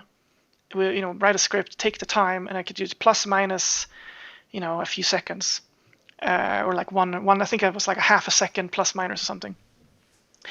And then you just hammer away at the password reset, the link that you get in email, and you reset the password. You just hammer away at that endpoint, and then you'll know within a few hours, you'll be able to have set that password. Relatively simple thing, but it's like not that common these days to come across. I could get excited about something like that. Okay, this is something that the customer probably haven't seen before, and I can write this really interesting little mini article in my finding in the report, and a little screenshot, a little bit of proof of concept code. I guess it's stuff like that. When it's the standard stuff that you almost always find is not that exciting, because if you've done this for a while, you have your already written findings that you copy paste and you change it a bit to match this specific case. Most customers not always interested in your super long and obviously very interesting Of course. text. But a lot of people probably don't even read it. They're like, okay, these are the findings. How do we solve it? Okay, well, so solved. Moving on. But I guess that's what gets me excited. Yeah, they're not so normal stuff, right? Like when you have to do something extra or something. Yeah, as offensive security says, try harder. Yeah, try harder. Yeah, exactly. No, but it's like those times when you find something odd that is critical or high, at least in severity, and you can take over the server, or take over an admin account or something, something that really has an impact. When you present this to the customer, or if you're just freelancing on your free time and presenting it to whoever you're, own the vendor of whatever you're reviewing, and you can feel that, okay, this is going to have a real impact, this is going to be cool, and they're going to be engaged in the conversation with you to solve this problem. Mostly they're not, but you can dream. Yeah. Yeah, you get some non-technical person that you have to explain it to. So in your reports, do you you also include like how to remediate the issue and how to reproduce Yes. it and stuff, right? Yeah. So it's easy for everyone to like reproduce what you found, and then you follow your remediation steps, and then they can just try to reproduce it again, and it shouldn't work. So yeah, that's good. Yeah, we usually very often do retest, and that's usually just of course, it depends on application. Usually I do it within a day, or sometimes just a few hours, even less. Just go through the report, just check. If it's a SQL, let's just, since I said SQL injection before, that's just going in. If I have the code, it's even easier, of course, just check. Yeah, they checked it. Check. Yeah. Add a retest note to the report. Export to PDF. Send. Done. It's. But of course, that's depending on the company. That's usually very appreciated, because sometimes they have developers, but maybe they have like a requirement that they're not allowed to say that this is secure. They need to have an external party that certifies that, okay, this is resolved. A question from chat from V Karasic. Do you write your own tools for fun, maybe? Yes, I do. Not that much recently. Very long time ago, before SQL Map probably existed at the time. It was before I worked with this. I was young and inexperienced, and SQL injections was the coolest thing ever, obviously, at the time. And I wrote my own SQL injection tool, which I will never disclose to the public, because it is an absolute horrific mess. It is blasphemy. What did you write it in? It was PHP. Of course. No, but it was actually the first language that I started with C, and actually I think I started with Visual Basic or something, and then I went to C, and then I got a book about PHP for my birthday from my parents, and I got really hooked, because it was, oh my god, I understand this. I can do so much. Yeah. It's so simple to understand. And that's actually the only reason, I guess, why I'm so into PHP, because I've been doing it for so very long. It's easy to get into. It's easy to get stuff done, like to create things, which is like really welcoming if you want to learn stuff. Yeah. But yeah, I started with Pascal, but that's because I'm old. So in school in like 96 or something. So yeah, I don't remember anything of it, but yeah. 96, the year when SQL injection was well, not invented, but discovered, I guess you say. Yeah, I've never heard of that at that time, so I had no idea until like 10 years later or something. But yeah, I do from time to time. I mean, today I write most of my stuff in Python. I mean, it happens that I still do something small. Say I have to just test some a theory out. I'll write it in PHP. I actually wrote a tool. What was Jelly? No, wait, I renamed it. JellyPeg, because it's a tool to inject code in images that has been run, that has passed through the image JPEG function in PHP. So I wrote it in PHP simply because the functions from the image GED library, I wanted to use them as they were used in PHP applications. So I wrote this tool to mimic the process, because I encountered a library a long time ago, and it was like 1 or 2 years ago that I wrote the article about it and published it. But I discovered it way back, but just, oh, that's neat. And then for some reason I just didn't report it and didn't do anything about it.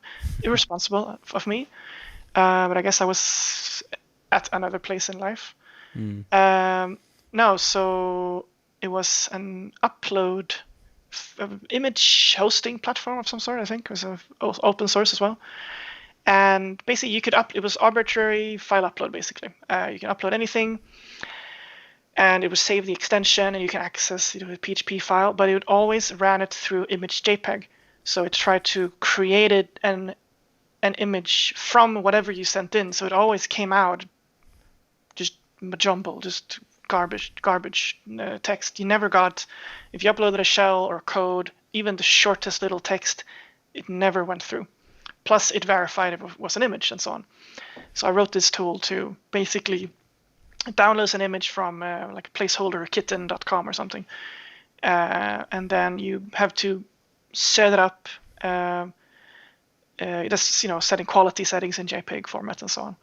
And it will basically just go through the whole image and find a place for that specific image where the very, very short little code that executes a command can survive the process and the compression and so on. It worked. That was actually pretty cool. And there was this extension for Joomla K2, this extra CMS extension for Joomla that used that library, and they were affected, and I was pretty proud, actually. Yeah, that sounds awesome. So was that like on your own time as an open source thing, or in your like? That was on my own time. That was like a very long 2011 or 12 maybe. Yeah, okay. And I just stumbled. It was the same thing. I just looked for something to review, stumbled on it. At the time, I didn't have the habit of actually publishing or reporting. I just did it because it was fun, just to find stuff. I was like, oh, that's cool, and then I just played Final Fantasy or something. Like and then, like you do. Yeah, of course. No, and then a few years ago, I remembered it. Like I said before, like I write it down, I pick up the note, and like, oh yeah, that thing. But then I actually had a working exploit for that site or that thing, and then I dug that up, and then I rewrote it, and I verified it, and then I actually reported it, and did that whole thing. That's awesome. So that tool is actually I actually published that tool, and it's very recently made a lab which I've submitted to a certain organization. Not sure if I'm allowed to say that I've submitted it though, because they said that I'm not allowed to submit it to anyone else and blah blah blah blah. But they like that at least. So I had that on my GitHub page. Awesome. For that specific, it's a very specific vulnerability. So, but it's pretty cool. Yeah, I'm gonna ask you later to like sort of share your stuff with us, like GitHub or on the Medium page and whatever other resource. So we'll get to that and we'll add it into the YouTube details later. Yeah, so cool. V. Karasic has another question about PHP. So speaking of PHP, what would you suggest developers to create secure web apps? Is it enough to keep the libraries up to date? Like, do you have any suggestions on how to create more secure stuff? I mean, I would like to say to pick a very good framework. Because I mean, from my experience, I'm not going to say a specific framework because there are so many, and people are going to start arguing with me. I haven't. I mean, there. I know I did actually switch frameworks a while back. So anyway, of course you should absolutely keep your libraries up to date, or at least in whatever capacity you are able to subscribe to security lists, or for example, the WordPress security. Since I have a WordPress site that I'm maintaining for a friend, I make sure to keep up to date on the WordPress security, so that whenever there's a patch or a plugin that they use that there's a patch for it, I make sure to, apply it. And no, but I mean, you get a lot of, with a very modern, good framework, whichever you choose, you very often get a lot of free security.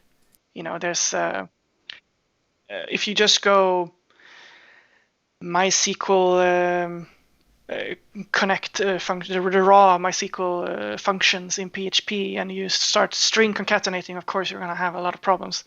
But I mean, and you can also obviously string concatenate when you use the framework, but I mean, usually a lot of the frameworks that I've used in PHP, they sort of, by automatic, when you read the documentation and read how to use it, you get a lot of that security with it, because they've written a wrapper around the MySQL, for example, in order, they encode their output to prevent cross-site scripting. And if you want to show HTML or whatever, you have to read up on it, and you have to use like a double brackets or something to in your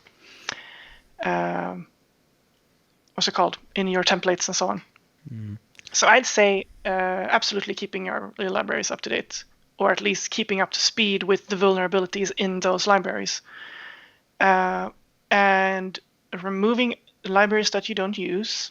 That's a mistake I've done in the past, that I've, during development, just add stuff, and then say a year passes and there's one or two libraries that I just stopped using, or I've replaced them, and actually maybe didn't remove them, so they're actually still in the, in this case, in the vendors folder, for example. And that I think that's a dumb risk. And yeah, I mean, read up on whatever framework, if you're using a framework that you use, and whatever security functions, and generally be up to speed on, say, I always say OWASP top 10. Of course, there are other vulnerabilities than those on that list.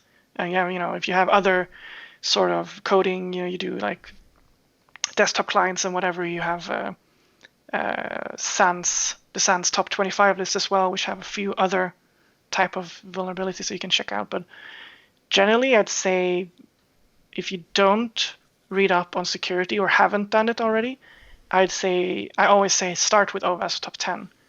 I know all of you probably heard it 100 times.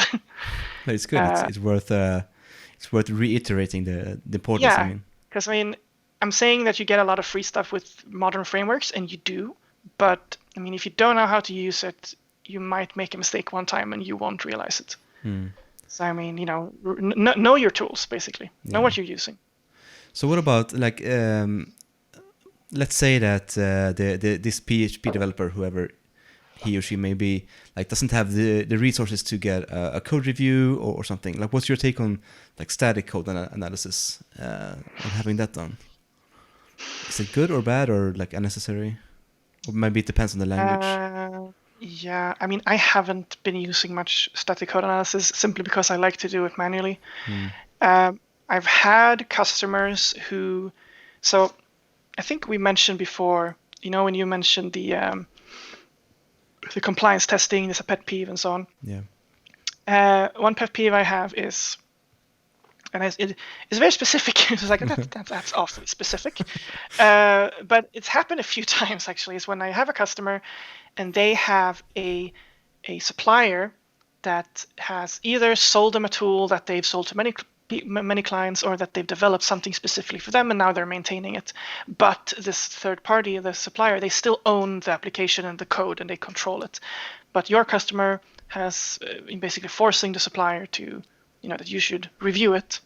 This happened a few times, but you review it, but they don't want you to, the supplier, because if you find bugs, and in these specific cases, there was a fuck ton of bugs, and it was horrible. It was a nightmare. It was such a nightmare. Of course it was. And it was, I've never seen anything like it. And they hated me. There was so many arguments, so many actually racing voices kind of arguments over Teams, because people were getting really, really angry at each other because the customer said, no, we're testing this. If you want us to use this, we're testing this. And they were like, no, we don't need testing. It's secure. It's secure. They kept saying, and we kept finally, remote code execution. After remote execution, we keep taking over the servers and use all the time, so many times. And then eventually they said, okay, we've solved the problem now.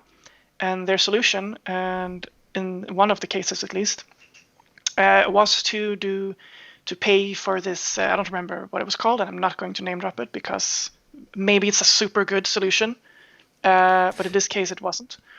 And that was a static code analysis that they used, and they just pumped out the report, and it was 90% false positives, or just.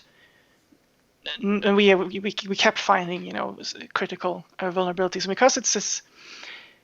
I'm not going to say it's bad with static code analysis. It's mostly because I haven't used it that much, because maybe some of people are viewing this now are much more experienced than I am, and we're going to say, no, it's super good. I've had so much use for it. Maybe that's true. But I think it's dangerous to only rely on it. I think that's what I'm trying to say. You can use it, and maybe it's good because, okay, fine, you'll get a few false positives, but you'll also get, it will detect, if it's one of the good static code analysis tools, it will detect some vulnerabilities if there are any. But I think, like you said, for the developer who just can't afford, that is better than nothing. Absolutely. It's a lot worse if you just ignore security, obviously. But in that case, I would say do that with static code analysis, but also try to, read into a little bit. You don't have to learn everything like that. Start with one thing. Start with OWASP top 10. Yeah. No, but keep coming back to that for a reason, because it is good. It is good. It's a good list. It's there for a reason. Use that list. Take the first point. If it's a developer who doesn't know any security, Google OWASP top 10. Go read the document. Take the first point. Learn about it, and then learn how to find that in your code. Because that's like, not everyone who pen tests can code, but if you're a developer who can already read code, definitely learn how to read code to find vulnerabilities, because you will find all those. There's a lot of say someone is a black box testing your web app and they don't have your codes, obviously because it's a black box test, and they'll just start deer busting your site to discover your endpoints. But there's some developer that had a / obscure endpoint name that you won't find in a week, but maybe someone else will find it in a year, and it's just a shell, to execute this command as root or whatever. It has happened so many times before, actually. That's, if you have the code, you'll find so much more. If you read the code, don't rely only on static code analysis. That's good. Sorry. No, I'm just gonna say people probably disagree with me on that, but that's my experience. Like, that's from what I've experienced so far. That you cannot only rely on that. Yeah, but that's perfect. That's why we're talking, because we want to hear your experience and your take on stuff. Please don't kill me. No, I don't think so. And I think this touches upon two of my core concepts in security. One of them is perfect is the enemy of good. So and what I mean by that is there's more steps from having nothing to being perfect. You don't have to go from nothing to perfect. You can take it in steps. And don't aim for perfect, aim for good, and that's good. And when you're at good, you can aim for more. And at least you're like improving stuff along the way instead of waiting until you have the perfect solution in 3 years' time. Then, so perfect is the enemy of good is one thing, and then also sort of hand in hand with that is like security, like layered security, something. So like The onion. Yeah, exactly. So I mean, you have your developer, and maybe that developer takes a course or looks at YouTube stuff or something for like secure development, and you have a code review, and you have a static code analysis, and you have a pen test, and you have like layer this stuff. So I mean, nothing is perfect. I'm pretty sure that each layer will find something that another layer didn't find. So absolutely. Yeah, I mean, so- and never stop learning. Yeah, absolutely.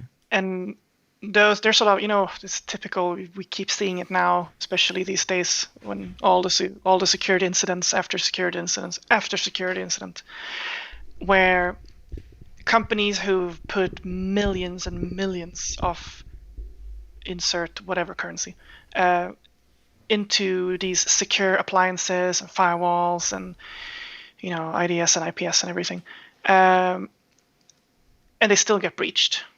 Because I mean, those solutions they're great, use them, but you need eyes as well. You need someone actually looking from time to time. If you introduce something new, you need someone looking at it. If you have people changing their password, people get leave the company or they get employed, you need to have eyes on testing password policies and testing passwords in the network and so on, because I mean, the networks and solutions over time they often get littered in many different ways. I mean, I've actually seen. It wasn't that long ago. That was 2 years ago, I think. Okay, that maybe long ago, depends. It was a developer within my midst who looked at. There was a bug. Said person looked at commented out code, which of course shouldn't be there because commented out code, you have a repository, use it. And thought, I think if I uncomment this big pile of code, which was commented out or has been commented out for 7 years, if I do this, this bug will be resolved. And said person did that, and hell broke loose. Oh wait, phone is ringing. I am busy. Thank you. Hell broke loose, but with behind the scenes, hell broke loose. No one noticed this for 4 months, and there was a certain resource. I'm being very careful what I'm saying here. A certain resource in the back end that was growing and growing and growing and growing and growing and growing, growing and growing, and then eventually someone like this, like, was it that big all this time? And I looked in the logs and it's like, ooh, no, it was not that big. And it's because this piece of code did something that someone at some point looked at. Oh no, it's not supposed to do that. We'll comment it out. And left it like that in the code for many years, and then a new developer came along. But I'm trying to say that don't comment out code and just leave it. Yeah, it sounds like a good plan. So we got another question, we're entering stuff that's not my domain. So more sec dev ops basically. So is it, and it's Mikael Tekeo, is it not okay to have system automated tests as you can have it done continuously, and then add on specialists for maybe every larger version? And that's basically what I know. Actually, let's start with your take on that, Jinny. Do you have any input on that? So I'm thinking, just to try to picture what you mean, like system automated test as in like for the code, like during a release, or? Yeah, the way I read it is like for let's say nightly builds, and then you do automate stuff for like nightly builds. Or like weekly builds or something, and then when you go for a bigger like a bigger version change, then you do a pen test. Yes, yeah. But I think that there should always be someone reviewing your pull requests. There should preferably be someone else than you looking at what you're writing at some point during the process. because I mean, even there was in Linux, the Linux kernel a few years back.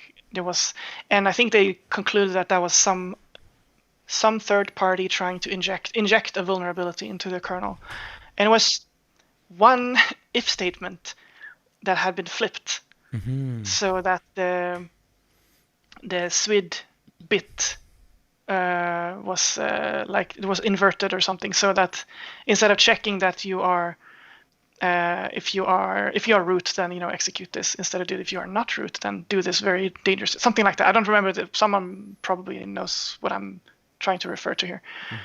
But that was a very, very small change. And so I do think that I agree with what he said in the chat, but I do believe that there should be an addition to that there should be someone else looking at for example, your pull request and accepting it. That's in one of my previous, when I did software development previously, we had that rule that you're not allowed to accept your own pull requests. You couldn't. There was actually we set it up like that. You could not go in and accept it. Someone else had to read it, and then it's, of course, it's their responsibility to actually read it, and then just press OK, whatever, continue. Just about to ask that. Yeah, do that they is, actually of course, read it, or like, I know this said person, so I know it's good, and then just many times probably they don't. They just press accept, and I think actually at some point I remember that did happen a lot. But I mean, that's more like your software team cultural kind of problem then, and you have to just make sure that remind people, be the person that remind people that read the code, or I'll visit you in the night and I'll spill coffee on your lap or something. I don't know. Yeah, I'll buy Alien Isolation for you if you don't read the pull requests. Force you to play. Exactly, I'll force you to play it. Yeah, so like my take on that is less from a code review standpoint and more of a pen test standpoint. And I think it's if you have and again, this is not my domain, so I might be like way off. But like if you have like nightly or weekly builds, and it's not a bad idea, I think, to incorporate. Let's say, is it NetSparker? It's just like the automated pen test, which I hate the terms, but like it's pretty good. I mean, and then just to sort of automate that in that process and have it run like a couple of times a week, and then you also have your pen test for every new release or something. So you have like, again, layered stuff, so that the low hanging fruit gets noticed way earlier in the process, and then the pen tester can spend his resources on like more complex stuff, perhaps. Yeah, so no, absolutely. I fully agree. I mean, it's easy to, it should be, at least. If it's not easy to test it, then maybe you're choosing the wrong tool. But I mean, when you're looking into setting something like that up, I mean, you can just test it on a test project. Introduce a serious vulnerability and see how many of them that it finds. True. And I mean, if you get only false positives and it doesn't detect anything, then okay, maybe we should rethink this potentially expensive purchase. Because I mean, it might be a license cost to that, if you want to really make professional tools, or maintained tools rather.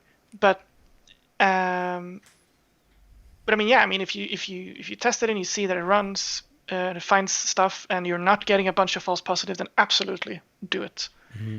I mean, it's better than, like I said before, it's better than just leaving it and just letting it through, because eventually there's going to be a bug. I mean, just because your team is super secure, mindful of security, and they go and take courses and so on. One day there might be someone who's new, and maybe haven't had time yet to do all this and get all this experience, and they'll make a mistake. Maybe it's part of learning to make mistakes. Yeah. But just you don't want that in production. Yeah. Avoid production, please. So let's. I mean, we've been talking for 2.5 hours, this makes it the longest episode so far. Yeah, I actually very soon have to leave because I was going to say that we're gonna sort of wrap up, because it's been a long episode. We've been talking for a long time. Yeah, my throat is like I'm tired now. Same here. So I think we should sort of wrap that up. Sorry if there was a really good interaction. Yeah, thank you for coming. It's been a really good interaction with chat. It's really good questions. Very fun. A lot of fun discussions. I really enjoyed this. Yeah, me too. It was really, really fun. So like, if people want to like read more of like what you did, or like reach you somehow, is there any way they can like contact you if you want to share it, like Twitter or something? Or Yeah, I mean, I guess, can you? I'm very. I haven't used Twitter in a while. Can you send private messages on Twitter? I think you can, yes. Yeah, because I think you somehow included my Twitter somewhere. Yeah, You... it's above your above your head. Yeah. Okay, I can see that from here. Yeah, sorry, it's hard Yeah, to but point. I have. Yes, it's okay to contact me if you have some sort of want to discuss something that we discussed here. But I mean, saying my email here, technically I'm fine with it. But I mean, I think it's easy to hear it wrongly or something, to spell it out. Go with Twitter for now, and then I can I don't know, somehow post some link or something. And then we'll add some details in the YouTube comments, or details. Oh yeah, as yeah, like you said that before. Twitter, and Medium, anything else you want to share. So that will be down in the comments, which should be down here eventually when we post it on YouTube. Yeah, sweet. Awesome. Sulika says from chat, thank you, and special thanks to Jinny. See you next week. You also got a LinkedIn request apparently from Mikael Almstedt. So sweet. just so you know. All right, everyone. Thank you so much for tonight, and thank you, Jinny. It was like 2.5 hours went by really fast, so thanks a lot. Did. All right. Thank you. Awesome, and Bye. to viewers, see you next week. Bye, guys. Bye.